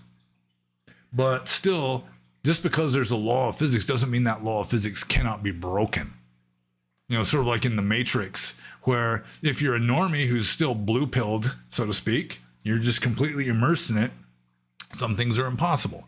But if you're red-pilled, you know, you're entering the Matrix voluntarily, knowing that you're in the Matrix, you can break certain rules. Free your mind. So I think that it is possible. I've never really seen any proof. I mean, not all the stories in Miracle of Love are true, I assume. There's some pretty wild ones in there. But yeah, I do think that it, at least in theory, it is possible. You'd have to be very advanced to be able to do that, or else just have some kind of freak, weird thing going on, some total anomaly. So, I mean, also, Neem Karoli Baba could just disappear in one place and appear somewhere else, allegedly. Although advanced Buddhist practitioners, including the Buddha himself in the text, could do that also. With regard to a person, I mean, this is one of the psychic powers mentioned in the suttas, that the ability to produce multiple versions of yourself. So, like, according to the legend, when the Buddha taught Abhidhamma up in heaven, he left this sort of like a replica of himself on earth, which maybe wouldn't qualify as the same person being in two places simultaneously. But there are also stories like the famous story of the dullard, who was this intellectually very slow monk who just couldn't meditate very well. He just didn't have the capacity for it until the Buddha gave him a piece of cloth and just says, rub this. And I can't remember if there was like a mantra that went with it, but the dullard became fully enlightened. And one of his duties was to sweep the monastery compound. And there was some meeting, and some of the monks were at the meeting, and the dullard wasn't there because usually he wasn't invited. He really didn't have anything to contribute. So he just stayed behind and was sweeping the compound. But somebody asked, I think maybe it was the Buddha, asked, why isn't the dullard here? Somebody go fetch the dullard. And so they go there and they see multiple dullards all sweeping the compound. And so he comes back with his eyebrows way up and says, well, there's a lot of them there, and the Buddha, which one should I take? Which one should I call? I mean, which one's the real one? The Buddha just says, just pick one and bring him. So apparently it is mentioned in the Pali texts that there is the possibility of multiplying yourself into more than one person. Like Krishna, according to the Hindus, he did that on the famous occasion with the 500 gopis or milkmaids, multiplied himself into, 500 Krishnas, and scored with all 500 of them simultaneously. Although a good Buddhist saint would not do such a thing. So yeah, I'm open-minded on the subject. And I'm just going to move on to the next question. Also from Stellar Supreme, formerly known, etc., etc., etc. He says, do you find it disingenuous that despite it being publicly released that there is messed up stuff in the Epstein files, and having campaigned on its full exposure, Trump is denying the voter base that supports that, saying they should let it go?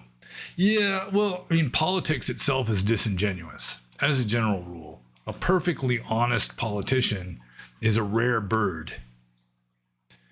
So, I mean, Trump was campaigning on that, and then probably, I mean, there are theories out there as to why he is behaving as he does, and there's some theories of the 4D chess variety. Like, he's sort of like he's been planning on releasing the files, and then he's just pretending not to want to release the files. So the Democrats who oppose anything that he does will insist, and then he'll release the files and it'll show all these Democrats have done all this horrible stuff. One theory that I read on the Discord server by an intelligent person who wrote it there is that, you know, he was promising to release the Epstein files, and then finally he gets a hold of them and realizes that the previous administration had redacted and just censored it until there's nothing of value left. So then he's just kind of in an embarrassing situation where there's really nothing to show. So that's a possibility also. But I mean, that wouldn't be particularly disingenuous if that version of what happened. So it's hard to say. I mean, I really don't know the exact circumstances of this whole Epstein thing. I mean, Trump is no idiot, despite what people will claim about him. And he is really good at certain kind of Machiavellian maneuvering. And I'm sure that he's going to be doing, I would not be at all surprised if like people involved in the whole Russia collusion hoax are going to go to prison. I would not be surprised. Like at least James Comey, Obama might be sacrosanct. You know, he might pass, but I think that Trump really is, it's no more Mr. Nice Guy. I really do think that Trump is really going to stick it to the people that were trying to destroy him for years, at least some of them. Because that's just the kind of guy he is. I mean, he was sort of trying to hold out an olive branch his first term. And, you know, he's like bringing in like neocons into his administration who just promptly stabbed him in the back every chance they got. So this time he has learned his lesson. And, you know, he's got people that are on the same page as him, which the Democrats are all saying, oh, he's just got these obedient cronies. But of course, you have to have somebody who agrees with you, at least on the important stuff. So I do think that they are going, I mean, Trump has seen the writing on the wall. He's seen the writing on X. Just a lot of his base, you know, it's not like they're just worshiping him, that he's just kind of like representing a movement that he is kind of shafted a little bit, at least in their perception of the situation. And so he's going to start, you know, he has heard the feedback, you know, felt the pushback. And so I think he is going to be more cooperative on the Epstein files. But it could be that, like the person on Discord was saying, that it could be that the previous administration just like redacted it and censored it to the point that there's practically nothing left. And then you've got Ghislaine Maxwell, who's going to testify, but I mean, that could just be theater also. I mean, she could be bribed or coerced into saying whatever somebody wants her to say. So yeah, we're just going to have to wait and see on that one. There's a good chance that there is some disingenuousness involved. After all, this is politics, but Trump has been generally pretty conscientious with regard to keeping his promises, and there is a good chance that, I mean, they're going to expose what can be exposed anyhow. So, I'm just going to move on to this question. This is from Francois. And Francois says, I know it's not really Francois. I just mispronounce French names on purpose because I do not know the correct way of pronouncing French names or French words. And so I mispronounce them deliberately just to kind of put it out there that I really don't care. So Francois says, you keep talking about not having any remorse. I kind of understand what you mean, but a sense of shame for past bad actions should be useful, I guess? Question mark.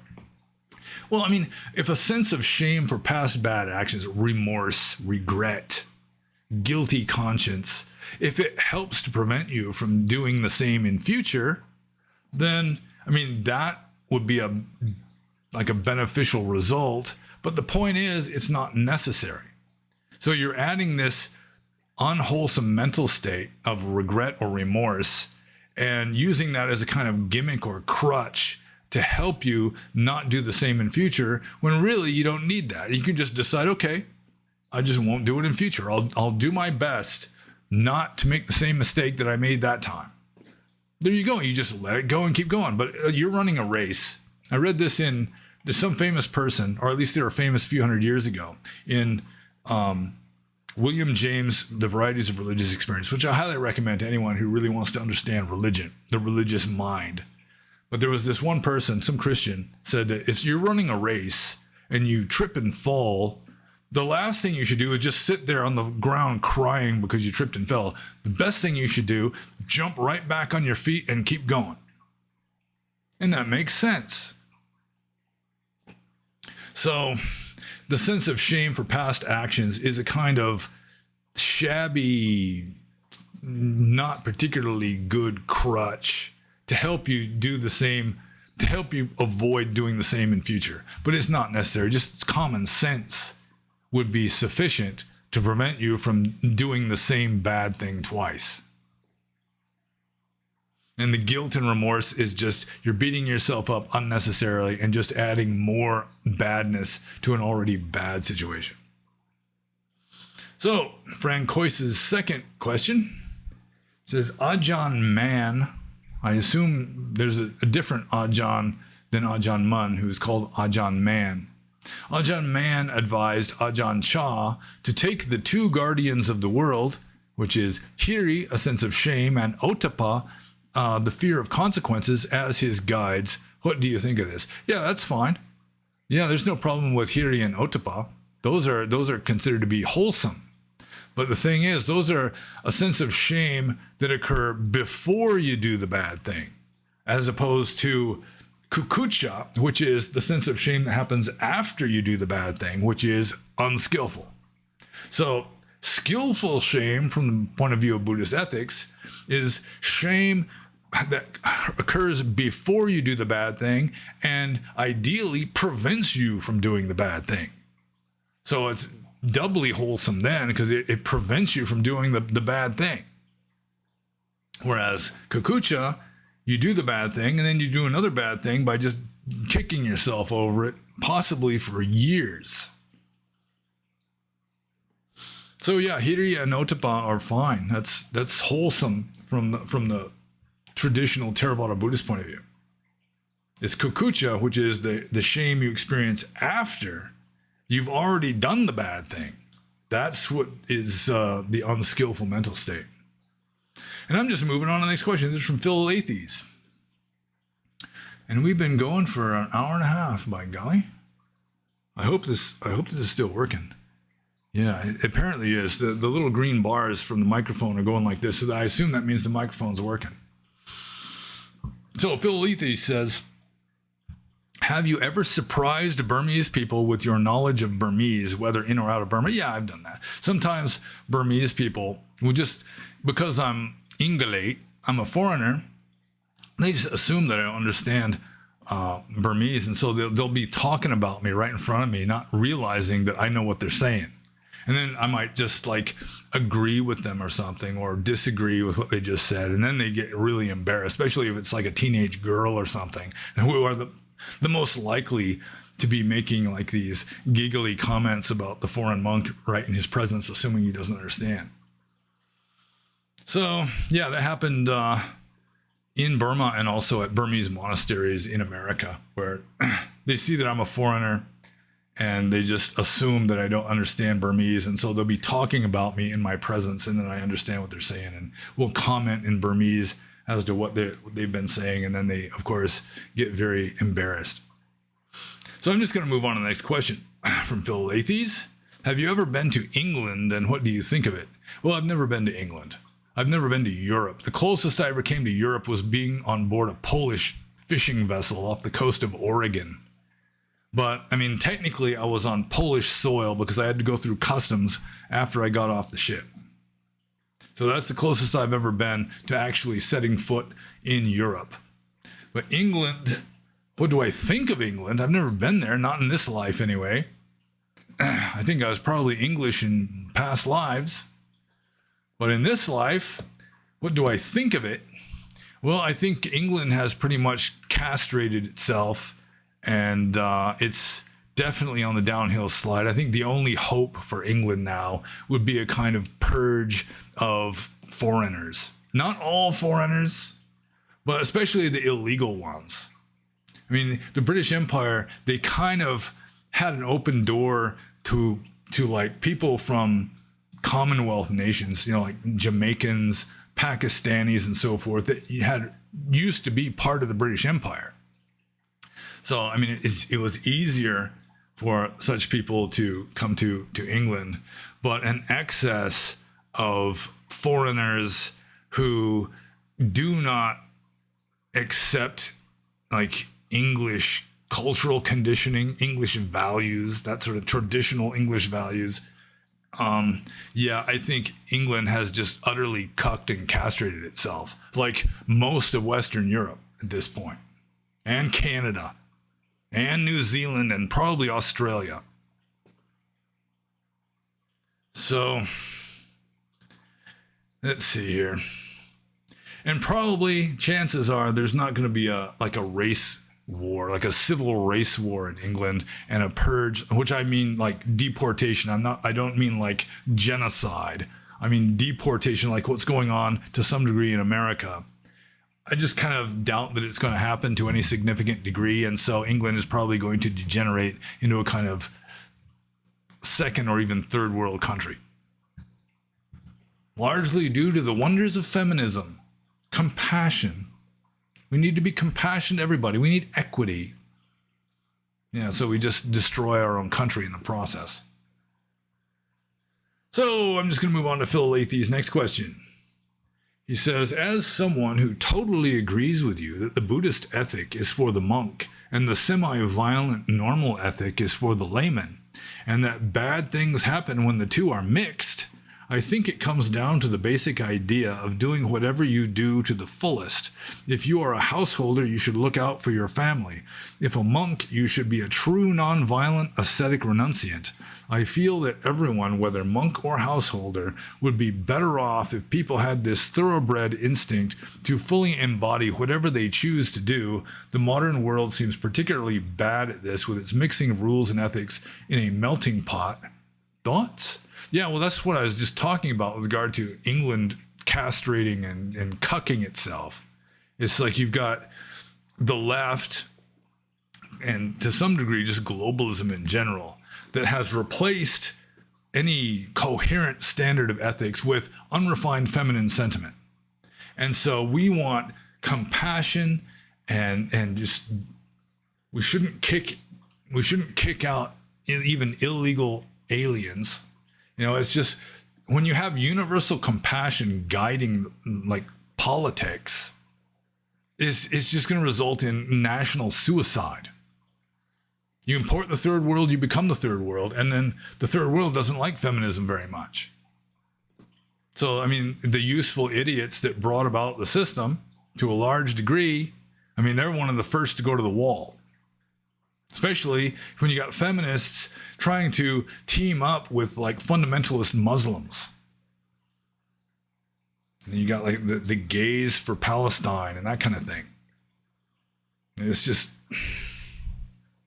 you got to have a certain amount of ruthlessness. Any like superpower, any just really vibrant, like dominant society in history has been ruthless. They may have had like compassion and like a sense of justice for their own citizens, especially the law-abiding ones. But the enemies of the country, whether internal or external, I mean, they were just ruthless. And you pretty much have to have that. So we're getting back to Darwinian evolution again. Excess of compassion and kindness and the sense of equity, diversity, equity, and inclusion. I mean, it's just suicidal, regardless of any ethical superiority it might have. What is good and right from a political point of view is not necessarily what is good and right from like an ethical or spiritual point of view. From an ethical or spiritual point of view, you should forgive transgressions. You should forgive criminals instead of punishing them. I mean, how's that going to work? So let's see here. This attitude, though, I mean, this is kind of represented in the Bhagavad Gita. You know, it's your dharma. If you're a soldier, you should be the best soldier you can be. You know, if you're a renunciant, you should be the best renunciant you can be. If you're a father, you should be the best father you can be. And I mean, that's more of a Hindu attitude, really, than a traditional Buddhist one. The Buddhist one is renounce the world. And I mean, if you're not ready for that, then you're not entirely ready for Buddhism. So I'm just going to move on to the next question. This is from Gnostic Rocker. And Gnostic Rocker says, when you were a monastic in Burma, was secular non-Tripitaka literature, like poetry, philosophy, and the classics, an essential part of your insight learning curve? And if so, assuming you were often out in the sticks in a post-British Empire, post-colonial developing state, where could you get hold of such texts? Well, yeah, I was a very eclectic reader. I knew some monks, especially German ones, who were just, all they wanted to read was just Theravada Buddhist stuff. You know, they just considered anything else to be just a waste of time at best. And I just don't think that way. I mean, I never read the Bible, including this one, till after I became a monk. Like, I read a lot of like Hindu texts, you know, Taoist texts, that kind of thing, after I was a monk. And also I read Dostoevsky. I remember when I was a junior monk, I had already read Gibbon's Decline and Fall of the Roman Empire. Classic. And then after I became a monk, I was pretty strict early on, my first several years as a monk. You know, I didn't want to read novels. I'd still read some philosophy, that kind of thing. But like history, that kind of thing, I was kind of resistant. And then I was reading the letters of Jnanavira, the famous eccentric existentialist monk who lived in Sri Lanka in the mid-20th century. And he said that you know, there's Dhamma on every page of Gibbon's Decline and Fall of the Roman Empire. That he'd already read it twice and was going to read it again, something like that. So I thought, well, there you go. So I read Gibbon's Decline and Fall of the Roman Empire again. Largely because of the encouragement of Jnanavira, but I kind of wanted to anyway. So yeah, I was pretty much of a voracious reader as a monk. I hardly ever read. I mean, I've read maybe 3 or 4 books since I stopped being a monk, which is very different from before I became a monk, where I was reading a lot. So, yeah, I mean, I would read whatever I could, and in the text it does say it's good to be bahusutta, having heard much, you know, to be learned and to be familiar with other points of view, other philosophies, that kind of thing. So, yeah, I did. And then so the next part of the question here is, how did I get that material when I was a monk living in Burma? And there were two main ways of getting books when I was living in Burma. One was I could have them sent from America. So I had people send me books from America, including one person, like a female person. She was the mother of one of my ex-girlfriends, who is still a friend of mine, or at the time she was. She sent me this big box of books, and it was all like chick lit. I mean, the probably the most masculine book in the entire box of books was Nicholas Nickleby by Charles Dickens, which got me interested in Charles Dickens. I have to admit, Mr. Mantellini is probably my favorite character in all of Dickens. Worthless cad that he was. So, I mean, if I'd come back to America, which I did every few years to visit my folks, then my father would just let me have anything I wanted off of his bookshelves. He had several bookshelves. And also, he'd say, all right, feel free to order $200 worth of books off Amazon, that kind of thing. So I could get books that way too. But in Burma, the main way to get books is every year I would make like this pilgrimage to Down O Way Sape, which was this used bookstore in Mandalay. And they had a lot of old English books, most of them published like before like the early 1970s. So I would go there once a year, and with my pisile ba de gama, who had like money for my benefit, money for my use, and I would get books there if I could. I got some pretty interesting books there. Like some books on my bookcase came from Down O Way Sape in Mandalay when I was a monk. Like Battle for the Mind by William Sargent. That wasn't one of the most important books I've read in my life. It'd be on the top 10 of really influential books that just changed the way I look at things. I got that in Mandalay. So yeah, every once in a while, you wouldn't get anything really recent, but you could find like sometimes classics and that kind of thing at used bookstores in Burma, sometimes in Rangoon also. So let's see here. I guess I answered that question, both parts of it. I'll move on to Gnostic Rocker's next question, which is as follows. You mentioned that in the Thai Sangha, everyone has to conform, whilst this person is not American, I'm pretty sure, because Americans don't say whilst. They say while. I'll start again. You mentioned that in the Thai Sangha, everyone has to conform, whilst those in Myanmar or Sri Lankan Sangha are more free to go their own way. I remember when in conversation with a certain well-known contemporary monk who joined the Sangha in the 1970s, he told me that joining the Thai Sangha was just the same as joining a military boot camp. And indeed, if one reflects further, the differences are obvious. Think of all those intellectuals that the Sri Lankan Sangha has produced. Those German monks such as Nyanaponika Thera, when those eccentric, insightful 1950s and 60s British monks, like the original Nyanamoli Thera. Can you elaborate on these institutional, cultural, or anthropological differences? It would be interesting to hear your perspective since you were on the inside for decades. Well, Thailand it was influenced by the fact that Thailand was never fully colonized. They were sort of playing off the British and the French against each other and maintained a kind of independence, whereas most other countries in Asia, or Southeast Asia and South Asia, were essentially colonized.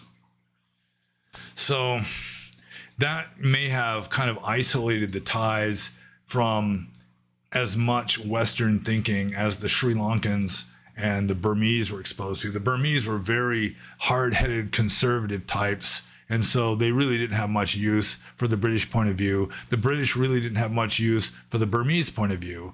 And so the British people who were interested in Buddhism were much more interested in like the Sinhalese version than in the Burmese version. There was a lot of back and forth with like Ledi Sayadaw, on technical points of Dhamma. Like the Pali Tech Society, like Caroline Reese Davids had like a correspondence going with Venerable Ledi Sayadaw, who was just this walking Buddhist encyclopedia as well as a meditation master. He was sort of like an early precursor of Mahasi Sayadaw in a way. But yeah, the Sri Lankans, for some reason, they tended to be more interested in intellectuality and sort of thinking outside the box to some degree. They had taken to heart more, like British thinking. They still play cricket there, for crying out loud. You don't see cricket being played in Burma. So yeah, it was like for whatever reasons, Sri Lanka was seen as a better place for Westerners to go to be ordained. It's like Burma was mainly for like dogmatic conservatives. And I'm not saying being a dogmatic conservative is necessarily bad. I mean, as I've said before, there are phenomenal scholars in Burma. It's dogmatic learning. They don't have many independent thoughts, but they just master the texts. They can just recite the texts. I've told the story before. I went to a meditation retreat with a Sayadaw in the Mahasi tradition. And this was in San Jose, California. I was a monk at the time, but this was in California. And he would be giving these long, he'd give a Dhamma talk, every evening.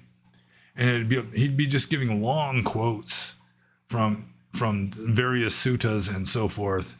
And he'd be looking down all the time. And I thought he'd be looking at notes or something, until finally I realized that when he's looking down, all he was looking down at was a picture of some kind of seabirds flying over the ocean. That was it. I mean, he's just kind of looking down modestly, not to be distracted by the women or by, whatever. He's just looking down modestly like Burmese monks used to always do, or they'd hold up a fan and talk from behind the fan, to avoid distraction. But all this stuff that he was reciting is just from memory.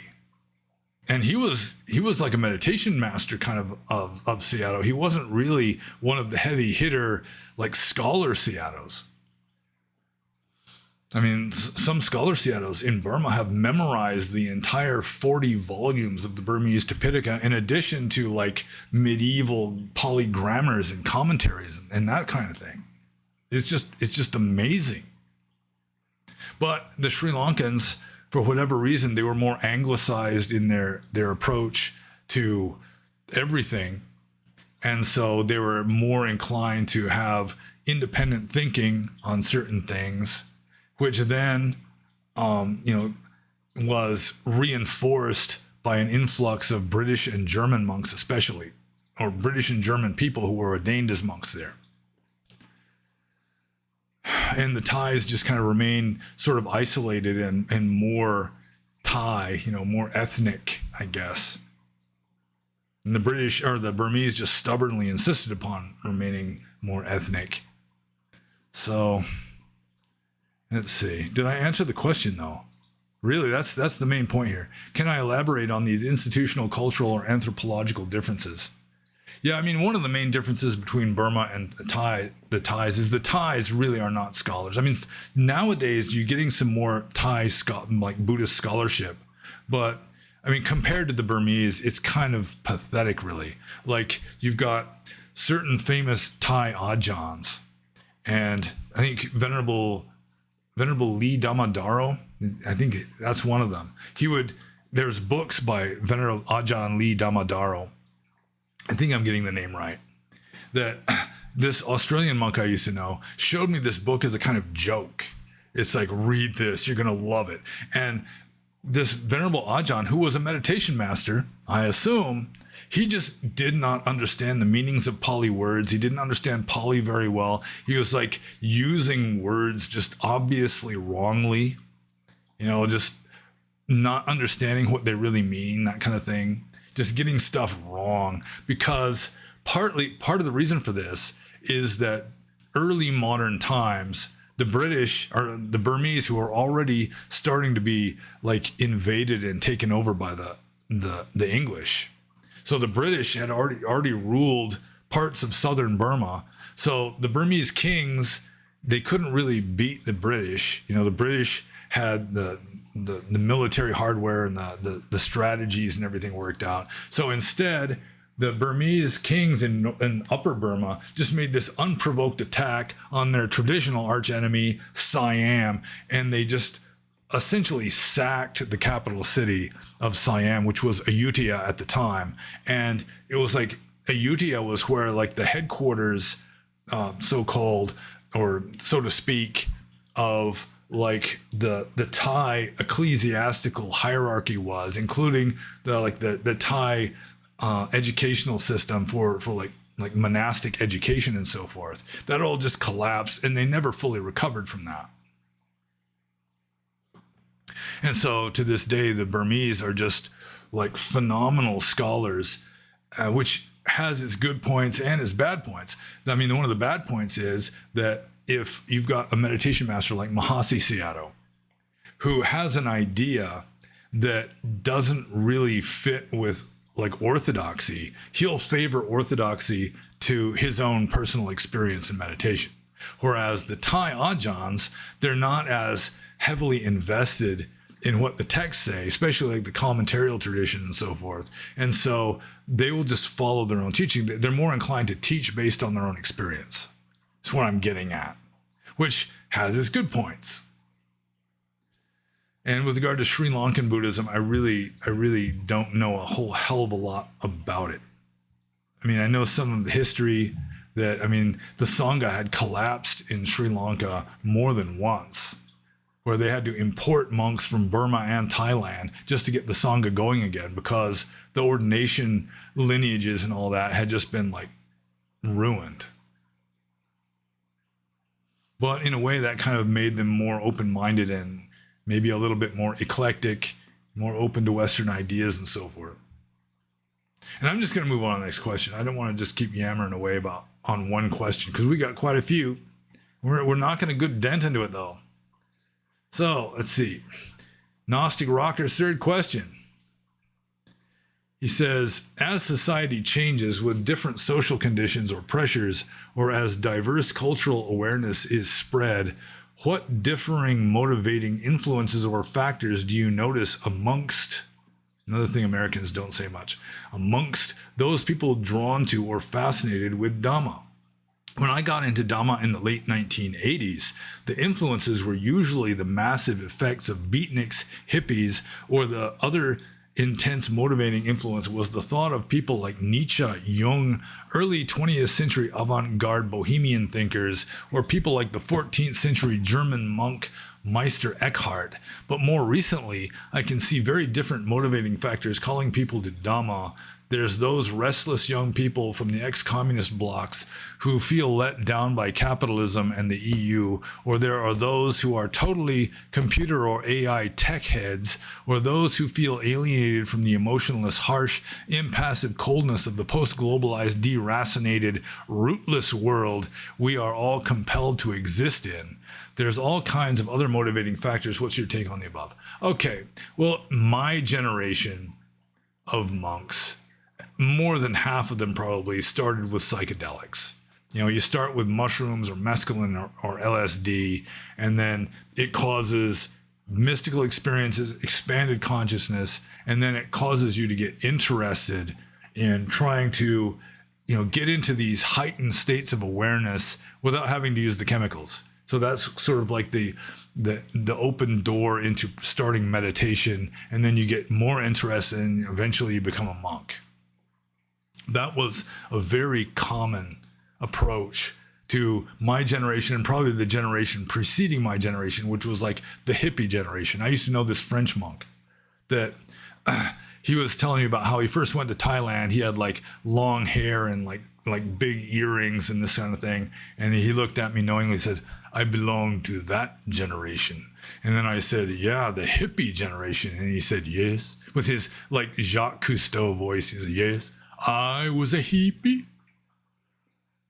So yeah, it was my generation, and the generation, like half generation right before me, was sort of like the hippie psychedelics was kind of, sort of like the conduit into the Sangha for a lot of Western men. Not all of them, but a lot of them. Probably at least half. Then my experience with Gen X, the next generation, I'm kind of like right in between boomers and Gen X. I mean, according to most like systems of determining who's what, I'm like early Gen X, although some people would put me into like very late baby boomers. Anyways, the Gen X people, and I think a lot of like young men, even now, which would be Gen Z, Gen X, millennials, Gen Z, that in a way, they're just kind of black-pilled. They're just black-pilled on the whole society, which kind of I was too. I mean, in order to become a monk and renounce the world, you kind of have to be sort of black-pilled, at least red-pilled, with regard to just the status quo, like the secular status quo, plus maybe like institutional Christianity, that kind of thing. I mean, as a general rule, is a prerequisite for renouncing the world, becoming a monk, is not to have much use for that. So my experience with younger Theravada Buddhists, which is kind of limited, is they tend to be pretty black-pilled. They've got like a bleak attitude towards what's going on in the world, like Western women and Western politics and Western religion, this kind of thing. They just are they don't like it. So, I mean, they're not so much into the psychedelics and the hippie stuff, but the black-pilled stuff is still there. And they've got nibbida, they've got disgust towards the world in general, which then kind of leads them to search in desperation for something better. Also, I knew this one person who was Gen X, and he was like a punk rocker, and he was still kind of a smart ass kind of a guy in a good sense. I've always kind of gotten along with smart asses as a general rule, so long as they're not like picking on me very much. But he was actually, committing crimes and so forth. Just in a way, just has this nihilistic attitude. And then somebody, out of compassion and friendship, suggested he might try a Goenka retreat. And it was like, it just changed his whole mind. It changed his life, going to a Goenka retreat. So I assume there's still a lot of Goenka people. That was another factor of people becoming monks in my generation was the Goenka people who got interested in Theravada Buddhism through Goenka. But Goenka has such a simplified version of Theravada with no real monastic system that they wanted to get deeper into it after, getting their foot in the door with Goenka. So I assume that still happens to some degree also. But I mean, I'm no authority on what's going on with lay people nowadays, especially young ones. I have a little bit of exposure to them because I have some of them on the Discord server. Some of them were just raised in Buddhist families at this point. That's probably on the increase in young Western Buddhists. Is they've actually been raised Buddhist to some degree. Also, one thing I noticed when I was a monk back around 2012 is you ask people that come to a meditation center wanting instructions on how to meditate. You ask them, why do you want to learn how to meditate? And probably at least half of them just want stress reduction. They're so stressed out by the world, they want some way of calming down. So that's kind of an increasing reason for getting interested in Buddhism, is just using, mindfulness-based stress reduction. And then, some people are more sensitive to, dharmic influences. And so that's kind of like their foot in the door also, I assume. So I guess I answered that question pretty much. I'm just going to move on to Cleefy. And Cleefy says, please tell us an encouraging Buddhist story. The reality that my karma is creating for me at the moment looks grim. Well, I'm sorry to hear that Cleefy's reality looks grim at the moment. And I was considering I should come up with some story in advance, an encouraging Buddhist. I didn't do it. So now I've got to rack my brains to come up with an encouraging Buddhist story. But I mean, some of the stories I've already told, like the person who was, he was just this nihilist who was committing crimes largely just out of boredom or maybe rebellion. And then some kind, compassionate friend suggests you might try a Goenka retreat. I don't know, what are they called? They're not called retreats. A Goenka course, I think they're called. And it just changed his life. Just waking, it's kind of, there was just this dormant area in his heart, so to speak, that wasn't being really used or fulfilled in any way. And then it just opened this door to him. Encouraging Buddhist stories. Golly, I mean, the story of Angulimala is about as encouraging as it gets. He was literally a serial killer. According to Richard Gombrich, he may have been a devotee of Kali, who was still, he was still a serial killer. He was still killing people. But he may have been doing it for more sort of quasi pseudo-spiritual reasons than is given in the official version. But Angulimala, he was mass murderer, and then he gets converted by the Buddha. He was gonna, according to the story, he was gonna kill his own mother. I don't know if he recognized that it was his own mother or not, but the Buddha, with he felt the disturbance in the force, so to speak. He didn't want somebody to just commit such an atrocity as murder their own mother, so he went there. It was somewhere nearby, or else the Buddha just teleported as one of the psychic powers. And so he sort of acted as a decoy to lure Angulimala away from Angulimala's mother. So then Angulimala just kind of took the bait and starts following the Buddha. But the Buddha, again, using psychic powers, he's just walking along at a leisurely rate. And Angulimala, this can happen in dreams, I guess, where he is going as fast as he can, trying to catch the Buddha. In order to kill him, he can't catch up to him. So then he calls out to the Buddha. It's like, why don't you stop? I don't remember the exact details. It's been a while since I read the sutta. And the Buddha says, I've already stopped. Why don't you stop? And, he's talking philosophically. He stopped like the stream of karma and all this demerit and everything. And anyways, partly because he blew Angulimala's mind with this psychic power, that, Angulimala became very receptive. And so Buddha kind of converted him to a dharmic way of looking at things. And then Angulimala just had the change of heart and decided he wanted to become a monk. And then the Buddha ordained him. And Angulimala, despite all of his bad karma, despite the fact that he was literally a serial killer, he was he'd already killed 99 people, according to the legend, according to the sutta, that he became fully enlightened. In a way, it's sort of like the Buddhist version of Legion in the Bible, the New Testament. It's like Jesus crosses, the Sea of Galilee, I guess, and goes he's in the land of the Gadarenes, and there's a cemetery there.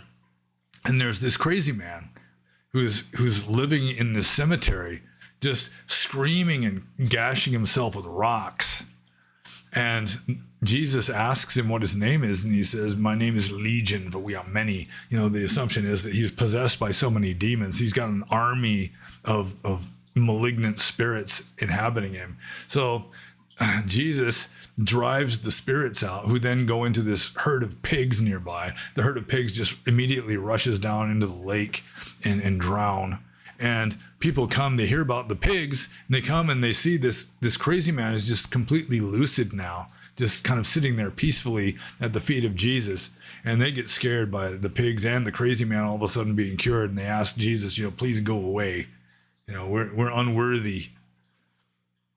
So, the Buddhist version of that would be Angulimala in a sense. It's like he was like the example of someone who was just had pretty much renounced humanity. They were so far gone.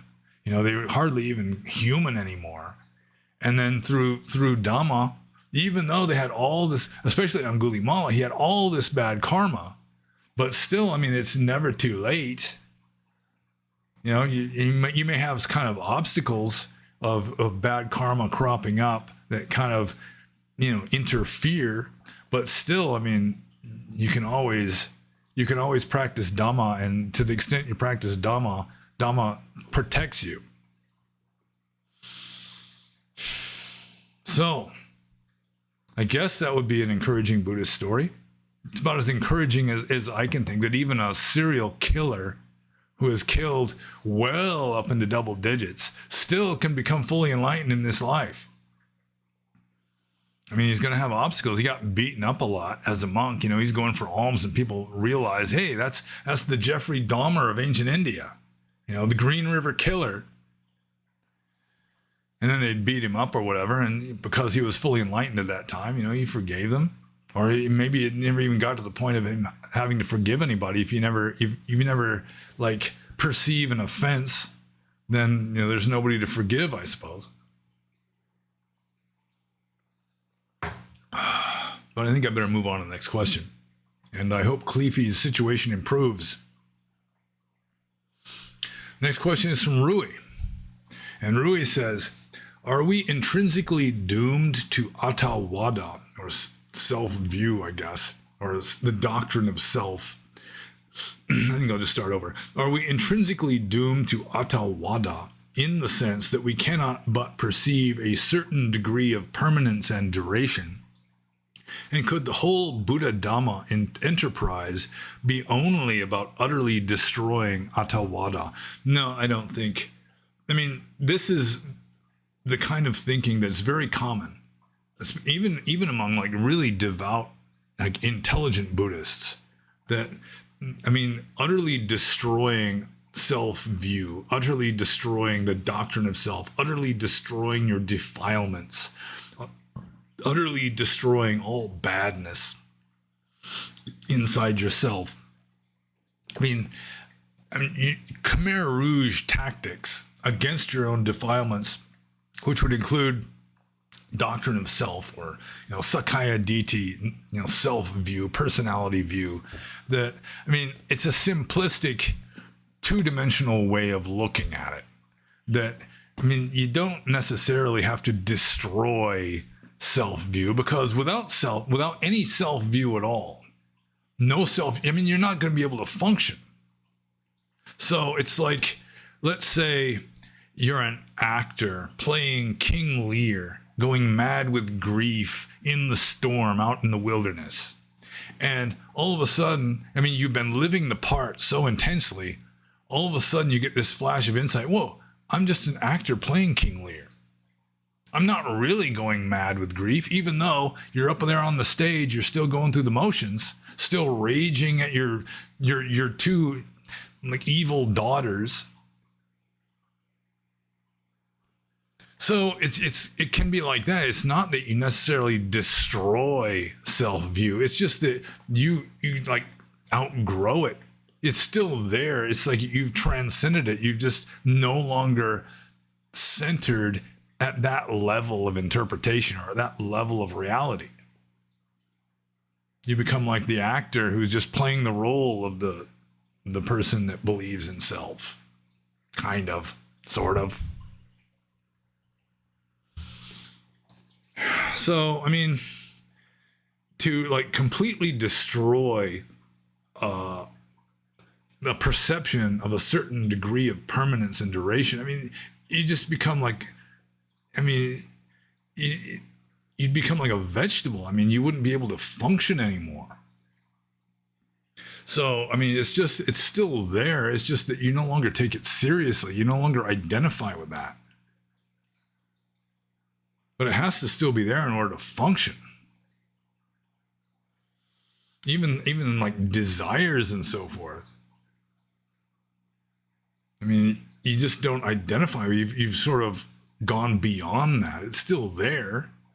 It's just like practically irrelevant now. It's just nature taking its course, and you are not identified with it anymore.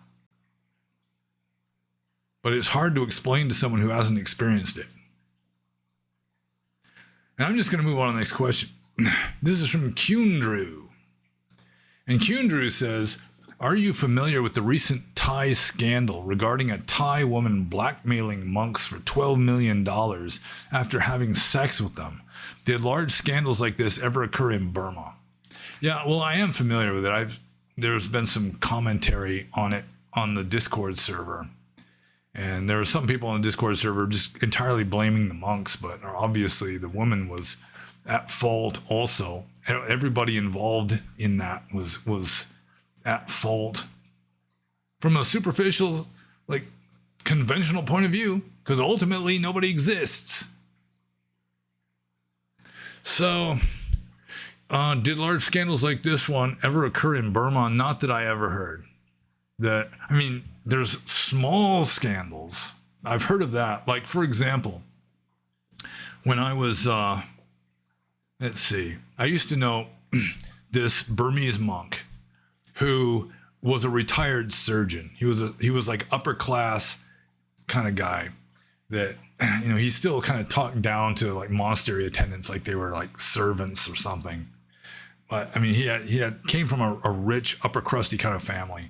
But he had been to, all the major meditation centers. He met all the famous Seatos, during the course of his lifetime. He said the most impressive Seato he ever met was Weibu Seato. And then after that was probably Shui Umin Seato. But let's see here. He said that one time he was staying at the original Mahasi Center in Rangoon. And one fine day, a monk who was one of the teachers there, and if you're a teacher at a Mahasi Center, that is a pretty good indication that you are considered to be at least a Sotapanna. And I noticed that I'm lagging now, but you have to be at least a Sotapanna in order to be a teacher at the Mahasi method. So one fine day, this teacher at the Mahasi method just went into the office and took all the money out of the office and just ran off with one of the female meditators. So things like that happen. I heard one unsavory rumor, which may be true, about another teacher of the Mahasi method, relatively famous, who's done like international tours and so forth, that he was seducing. He was like a serial seducer of laywomen and nuns. So that might be more along the lines of this recent Thai scandal, although it didn't get proven. But then again, the Thais are more sensual people than the Burmese. The Burmese are very like Spartan in their tastes. They're not a particularly sensual people. But I remember back in the 90s, there was another, I can't remember his name, some Ajahn, he was world famous, at least among Buddhists. And he got kicked out of the Sangha by the Thai government because he was like having call girls come to his hotel rooms when he was in Australia. And they had the records. They had the literal receipts because he was paying for this escort service with his credit card, which is kind of dumb. So, yeah, he got kicked out. Technically, you can't really kick any monk out of the Sangha other than that monk. That monk himself is the only person who can kick somebody out of the Sangha, but they just went ahead and did it anyway because that's the way it's done in Thailand, because it's very authoritarian in their Buddhism. Thai Buddhism is very authority based. So yeah, he got kicked out, and then I didn't hear about him for years after that. Next thing I heard about him was that he was in prison in America for entering America with a fake, like a counterfeit passport or a counterfeit visa. And then I didn't hear about him for years after that. And finally, I heard that there was like people he was still claiming to be a monk. But people were taking pictures of him at like some disco or nightclub where he was like dressed as a layperson. And then he got drunk. He was driving drunk and got in an accident, and somebody died as a result of it. And then he kind of went insane. And then he was still sort of a Dhamma teacher, but he had like long hair and a beard at that point. So that kind of stuff is more likely in Thailand, I guess. In Burma, it can still happen, but not on quite as large of a scale. And even if it does happen, it generally is not going to get publicized much, just because the Burmese are very hesitant to badmouth monks, and they don't want the Sangha badmouthed. They don't want the Sangha to be disgraced, that sort of thing. Even though one result of that, of the reluctance of Burmese people to criticize monks, is you've got more lax monks. My experience in Burma is that the places with the best monks and the strictest practice are places where the lay people have like a critical eye on monks. You know, the lay people know something about Vinaya, and they know if a monk is not following Vinaya, and they're less likely to support that monk. The places with the worst monks are the places where the people are they just indiscriminately revere all monks, and I mean they do not dare to say anything bad about monks. But I think the Thais are a bit more rascally in their culture than the Burmese are. They're more sensual. You know, like the Burmese and the Thais were traditional arch enemies for centuries, kind of like the English and the French, or the Spartans and the Athenians. And it looks like the sound has caught up with my mouth, which is good. So, yeah, scandals do occur in Burma, but they're smaller scandals, or else they're just better concealed, partly because people don't want to know bad things about monks. And I'm just going to move on to the next question. This is from Yuga-U. And Yuga-U says, "Tell is more of a difference between faith in Buddhism and the one in Christianity." I don't think there's really that much of a difference in Christian faith and what in Buddhism is called Sada, or like in Pali is called Sada, which is usually translated as faith, although a lot of Westerners don't really like the word faith very much because it reminds them too much of Christianity, and so they'll come up with another rendering for Sada, like confidence. But yeah, I mean, faith in Christianity mainly is belief in a story, you know, belief in a dogma. You don't know that it's true. I think even Paul of Tarsus was reasonable enough to admit in one of his epistles that, I mean, it's faith because you don't really know it.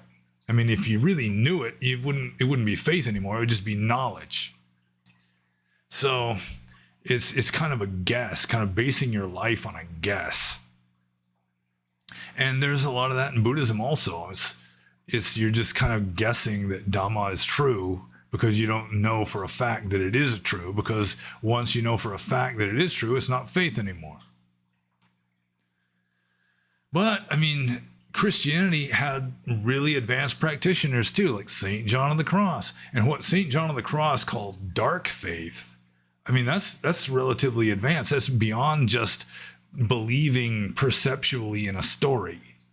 What St. John of the Cross called dark faith is like, I mean, anything that isn't God, you dismiss from your mind. That was pretty much his meditation method, or his contemplation method, was if it isn't God, dismiss it. So, I mean, you can't imagine God, so dismiss imagination. You can't figure out God rationally, so you dismiss rationality. You know, it's like God cannot be contained in any mental state. Just dismiss all mental states until you've dismissed pretty much all mental states. You're just sitting there in what a Buddhist would call jhana. You're not thinking anymore. And then St. John of the Cross says, after you have dismissed everything from your mind that can be dismissed, and he was a meditation master, once you've dismissed everything that can be dismissed, you know there's still something there. And according to St. John of the Cross, that's like the all-pervasive spirit of God that you can't just dismiss, that it's always going to be there. So after you've dismissed everything that can be dismissed, there's still something there, this dark, I mean, it doesn't have any discernible qualities really, but still, I mean, it's, you know, it's there. And that is what he called dark faith. And that's kind of getting into more advanced levels of faith in Buddhism too. It's like, I mean, you have faith in a story, you have faith in these doctrines, and then through your own practice, more and more of it gets verified. You can see for yourself that it's true, and which might cause you to have more faith in some of the stuff that you haven't verified yet. But also, it's, that you're on the right track because you're heading in the right direction. And in Christianity, you kind of have that, although, believing in Jesus and the Virgin Mary and all that, really, it's not necessarily closely connected with liberation. You got the story and you got the liberation. So the liberation-oriented faith would be, it'd be easier to come by in Buddhism, I think. Whereas in Christianity, they're so locked together that, in a way, it's kind of a handicap. But there are at least 2 texts in the Pali Tipitaka that says a monk should have no faith. One is a strange verse in the Dhammapada, and then one is in the Atthakavagga of the Sutta Nipata. So, yeah, for the average village Buddhist in Southeast Asia and for the average Christian, faith is pretty much the same kind of faith. But when you get more advanced, faith is easier in Buddhism, I think, just because it's not so firmly tied to this narrative that you couldn't possibly prove. So, if you're a Buddhist, you can get very advanced without having to believe the legend of Gautama Buddha. It's like he was born with his mother standing up, holding onto a tree branch, and this kind of thing. It's not nearly as important in Buddhism as it is in Christianity. Jesus died for our sins. That's just central to Christianity. The whole narrative about this person. Whereas in Buddhism, Gautama Buddha is just kind of incidental. He discovered Dhamma, but Dhamma is still there with or without him. So the details of his life are not nearly as important, which makes faith kind of, in a way, more stable, more robust. At least it can for a Buddhist practitioner than for a Christian practitioner who has to believe this story. And I'm just going to move on to the next question. This is from Zeno Demon. And Zeno Demon says, for a younger generation, can you explain the difference? He has deference here, but I think it's difference. Difference between a beatnik and a hippie. Well, the beatniks arose in the 1950s. And they still had short hair for the most part. They listened to jazz music. They were influenced by Zen Buddhism and existentialist philosophy. And there was a certain avant-garde intellectualism about the beatniks. It never really caught on in the mainstream nearly as much as the later hippie movement. It's just sort of this intellectual and artistic avant-garde that was emphasizing meaninglessness or the paradoxical nature of existence, existentialist philosophy, that kind of thing. And they would be non-conformist and offbeat, just deliberately to make a statement, that kind of thing. And then gradually from the beat movement evolved the hippie movement, which they didn't really they didn't like jazz music nearly as much. They preferred rock and roll, which is one of the advantages the hippies had over the beatniks. Is the beatniks were listening to this avant-garde jazz stuff, or just people reciting poetry that doesn't rhyme while beating bongos, that kind of stuff. So the hippies, in a way, it became more popular in a mainstream acceptance kind of way, just because it was less, it was more human in a sense. They didn't like Zen so much. They liked Hinduism. They didn't like this meaninglessness of the beatnik philosophy. They wanted meaning of love and peace and joy and this kind of thing. So it was more of an emotional kind of a thing. And of course, the hippies had the long hair and the beards, bare feet. The male hippies, at least, would go around with no shirts. They wore bell bottoms. that kind of thing. And it started off as a kind of, to some degree, even a spiritual movement. It was sort of an aesthetic movement. But then it just became like a fad. And then people were just sort of following along just because they wanted, less rules. They wanted to rebel against their conservative Christian parents, that kind of thing. The drugs and sex, drugs, and rock and roll. The beatniks were, they were into alcohol and drugs and sex too, jazz instead of rock and roll. But there's definitely a kind of a difference. Although, there had to have been this evolutionary, like the missing link, the transitional form. Some people like Allen Ginsberg, they were like an intellectual leader of the beat movement until the hippie movement kind of supplanted it. And then they became like an intellectual leader of the hippie movement.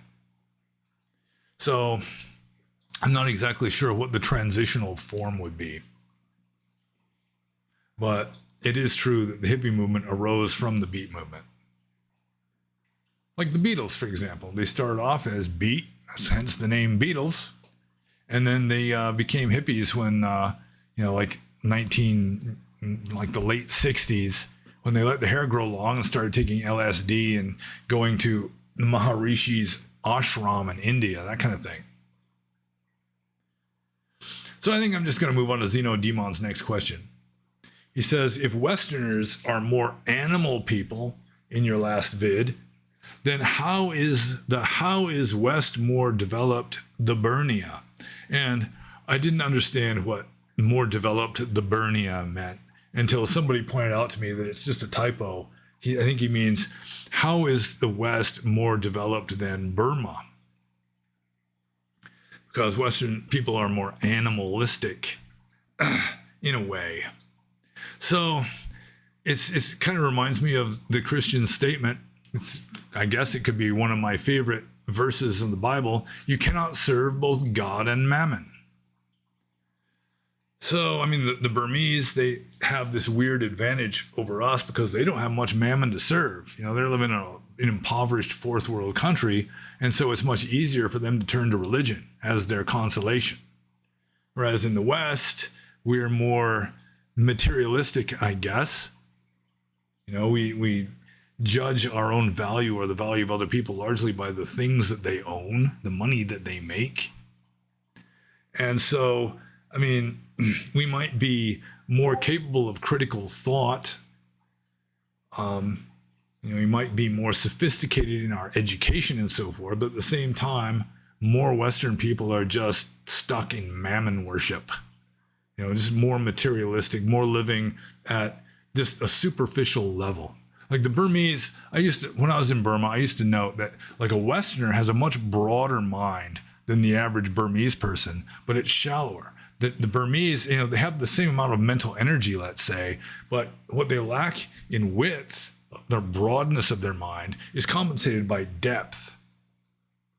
So they're much more empathetic than the average Westerner. At least a lot of them are. They're very, very people-oriented, for example. And so they have a depth of feeling. Like somebody's house burns down, the whole rest of the neighborhood or the village will just get together and build them a new house. Not very difficult to build a house in Burma. So it's not nearly as complicated as in the West. But they have more like spiritual depth to them on average.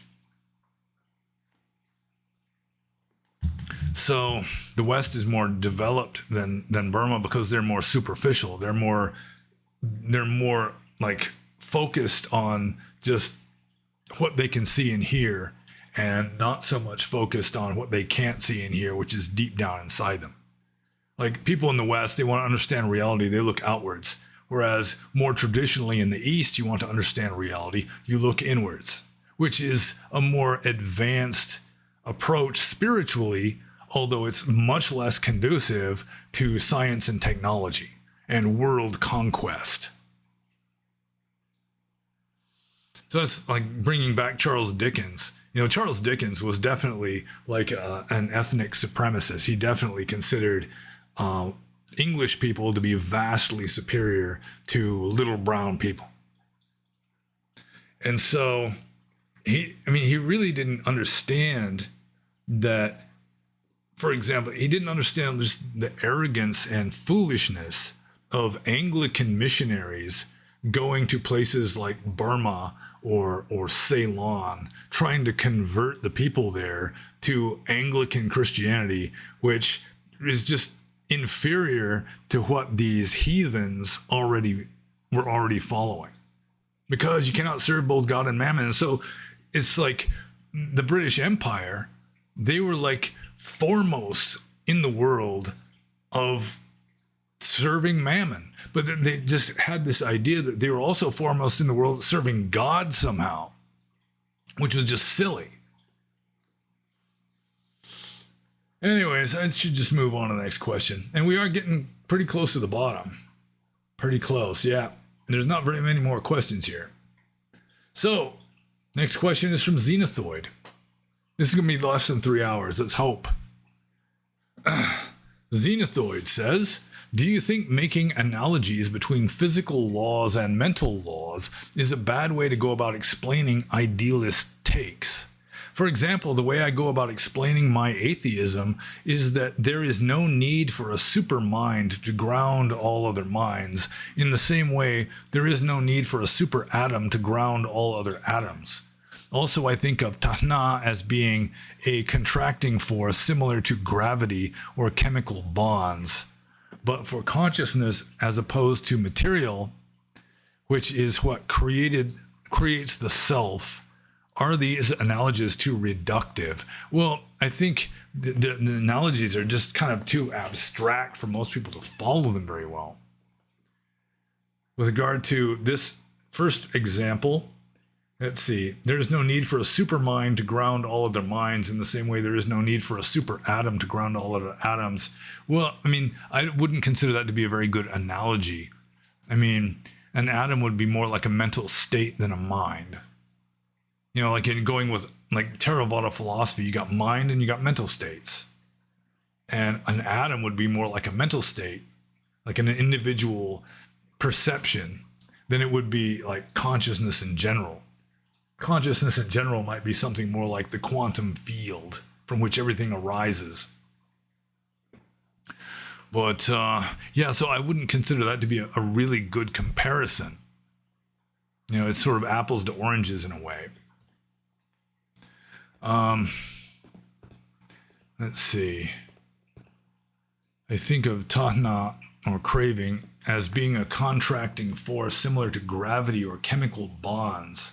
But for consciousness as exposed to material, which is what creates the self. Yeah, it's just too abstract and too sort of abstruse. I think most people will have difficulty even following this line of reasoning. So, if you're going to try and persuade somebody or win a debate, that kind of thing, you want something that's easy to understand, something that people can visualize in their mind or at least grasp in their mind fairly easily without having to get into like obscure arguments that are hard to follow, that people for the most part aren't going to be able to follow. So, you can kind of compare mental phenomena with physical phenomena. Like I just compared consciousness in general with the quantum field. Or a mental state with an atom, that kind of thing. But I'm not really trying to persuade any materialists. I'm just kind of trying to come up with analogies that might, in some cases, help somebody to understand something. So the analogies, yeah, I suppose they are too reductive, but also they're just too obscure and abstract and abstruse and just difficult for people to follow. For example, it wouldn't make much headway with me that using that kind of argument, because it really is not self-evident. It's not clear the way it's just explained, so that there's nothing that really clicks. There's no aha moment. So I think I'm just going to move on to Xenothoid's next question. How do Paticca Samuppada and the three marks of existence relate to the concept of entropy? Well, in the Buddhist time, when they came up with Paticca Samuppada and the Tilakkhana, the three marks of existence, I really don't think they had much of a concept of entropy. I mean, everyone knows that you get older, that kind of thing. That's kind of entropy, I guess. You know, they know that things tend to break. You know, it's just like all water pots end up breaking. You know, all fruit eventually falls from the tree. So that's kind of entropy. It's impermanence, definitely. So entropy definitely would fit under anicca, which is one of the three marks of existence. It would definitely, I mean, entropy definitely is an aspect of impermanence. With regard to dependent co-arising, yeah, it's not entirely clear to me how entropy and paticca would be related to each other. I mean, everything's related to paticca, everything's related to entropy from like the scientific point of view, or other than maybe the quantum field or something like that. So, but like paticca, it's not like an aspect of the idea of dependent co-arising that everything is kind of running from order to disorder. That I don't think that entropy is necessarily contained within the concept of dependent co-arising. And dependent co-arising is not maybe some form of it, some scientific form of dependent co-arising could apply to entropy, but entropy doesn't necessarily apply to dependent co-arising as far as I can tell. But certainly entropy would be an aspect of anicca or impermanence or inconstancy. So I guess I better move on. I gotta keep to my goal of staying within 3 hours on this thing. So the next question is from PSA. And PSA says, do you think Brigitte Macron is a dude? Brigitte Macron. Yeah, well, I mean, I haven't watched all of Candace Owens' exposés, but it wouldn't surprise me. I mean, based on what little evidence I've seen, yeah, Macron's wife might actually be a tranny. And even if Macron's wife isn't a tranny, nevertheless, I mean, she was kind of a predator she was like a pedo going with, you know, the Western definitions of the terms. I mean, she was fully adult. She was like 40 years old or something like that when she first started messing around with Macron, who was 14 years old at the time. So, I mean, it's criminal what went on, apparently. I mean, I don't know what the laws are in France, so maybe it wouldn't be criminal there. But yeah, I mean, it wouldn't surprise me that Macron is kind of a twink, and that his wife is a she-male. Wouldn't surprise me, but I really don't know for sure. And so I'm not just going to start like leveling accusations or making assertions on the subject. So I'm just going to move on to PSA's next question. What do you think of Stephen Colbert's Late Show getting canceled? I got no dog in the fight. I never saw a single episode of Stephen Colbert's Late Show. I mean, I saw a few clips, you know, when he's saying something egregious or dancing around with people in like hypodermic syringe costumes. I've seen that before. You know, making some of his ridiculous accusations against Trump. How, you know, Trump is Putin's dick holster or something. So, I mean, I don't really care. I mean, it's a good thing, I suppose, that Stephen Colbert, he's just another hysterical left-wing propagandist bigot. So, yeah, the fewer of those, the better, I suppose.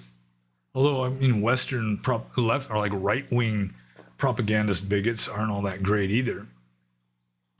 But, I mean, what exactly is right-wing? I don't think anyone's ever fully agreed on that. Left-wing is obvious. I mean, extreme left-wing is communism. I mean, that is not controversial. Extreme right-wing, people just don't agree on that. That's controversial. Certainly not Donald Trump, and it's not even fascism. So, what do I think of Stephen Colbert's Late Show getting canceled? I think it's a good sign that the left is losing control of the cultural mainstream. That they have gone so far to the left, they've become so extreme that they are just losing credibility. And also, they've told so many lies that are coming to light that people just don't trust them anymore. So that's good. So, The next question from PSA is one that I do not fully understand. He says, will there ever be a rainbow? And I'm pretty sure that there have been lots of rainbows already. I've seen lots of rainbows in my life. So yeah, there will be a rainbow. And finally, we move on to the last question. And this is from Jules. And Jules says, in the context of Sila and the precepts, how accurate is the English translation of intoxicant from the original Pali? Other than heedlessness, did the Buddha ever prescribe any specific qualities or characteristics of a substance that cause it to qualify as such? Well, like the fifth precept for lay people is Sura Merya Maja Pamadatana Veramni Sikabra Samadhyami. So Sura is like beer or ale. Sura Merya is like wine. And then Sula Merya Maja is intoxicant. And then Pamadatana. And Pamada is like, it's Tana just means like a grounds for. So it's grounds for Pamada. So Maja, an intoxicant, which is grounds for Pamada. And the Mada in Pamada has the same etymology as Maja. Maja is like, it's more of an adjectival term. Pamada is like the state of being intoxicated or drunk or just befuddled. Like befuddled might be a better term for like pamada, and maja is like what causes it. And maja is just the standard term for alcohol. Majapana is like alcoholic drinks. Now pana is like water or beverage.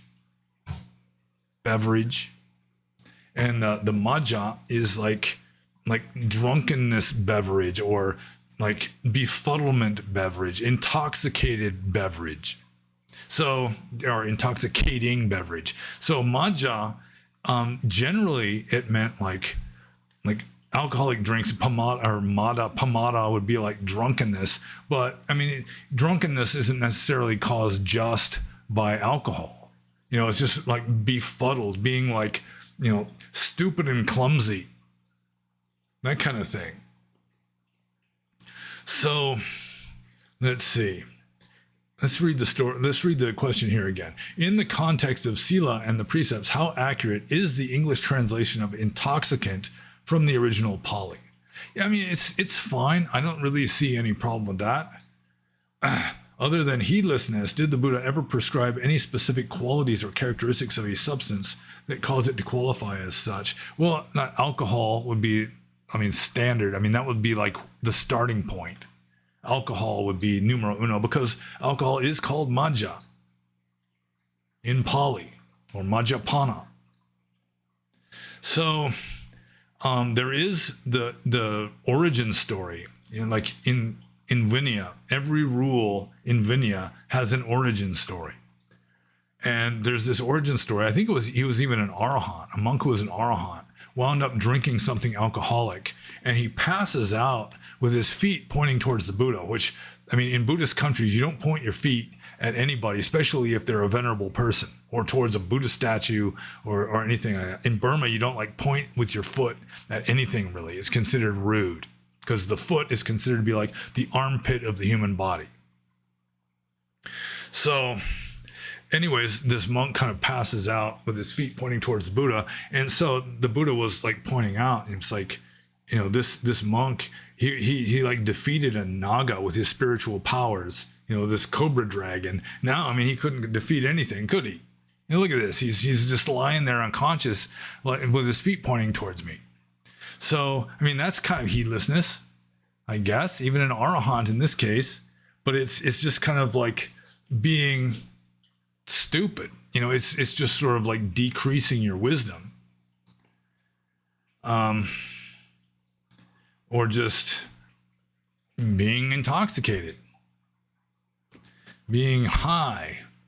But high wouldn't be a good term because some drugs that get you high, like cocaine, wouldn't necessarily make you heedless. Caffeine is chemically related to cocaine. And caffeine isn't considered to be an intoxicant that leads to heedlessness as a general rule. So, yeah, I think, let's see, is the English translation of intoxicant from the original Pali? How accurate is the English translation of intoxicant from the original Pali? Yeah, it's not bad. It's about as good as you're going to find. So, yeah, it's about good. Intoxicant. Yeah, I think I'd say that's a fair assessment or a fair rendering of the word majja into English.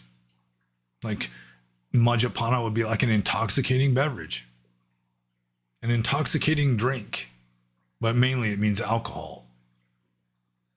So, let's see, other than heedlessness, did the Buddha ever prescribe any specific qualities or characteristics of a substance that calls it to qualify? So, well, like if it makes you like temporarily insane, that kind of thing. But yeah, I haven't really studied up. I mean, if you were to read the Vinaya, you get to Majjapana, like the rule for monks against Majjapana, then, I mean, you could read the Sutta Vibhanga, which is the ancient commentary that's embedded in the text, and it will probably give a better explanation, which I neglected to do before I started doing this Q&A. So if you have an English translation of the Vinaya, then go to the Patimokkha rules, the Pachitya rules, and look up the rule against a monk drinking intoxicating beverages and see what the ancient commentary says. And that will probably be the best authoritative description of exactly what constitutes majja. And that's it. We're done. And like I should always say at the beginning, and never do, except maybe once, if you got any questions you think I can answer, like especially with regard to like early Buddhism, Theravada Buddhism, and then as you go farther and farther away from that, then the odds of my being able to make an intelligent answer, to give an intelligent answer, will decrease accordingly, I think. I am fairly well versed, like biology. I have a degree in biology, Western philosophy, like classical literature, that kind of stuff I know something about also. But my main field of expertise, I guess, would be early Buddhism. And no more than 3 questions per person per episode, please. And if you have questions, just feel free to put them in the comments below this video. And aside from that, just be happy. And I'm going to stop recording now by hitting this here particular button.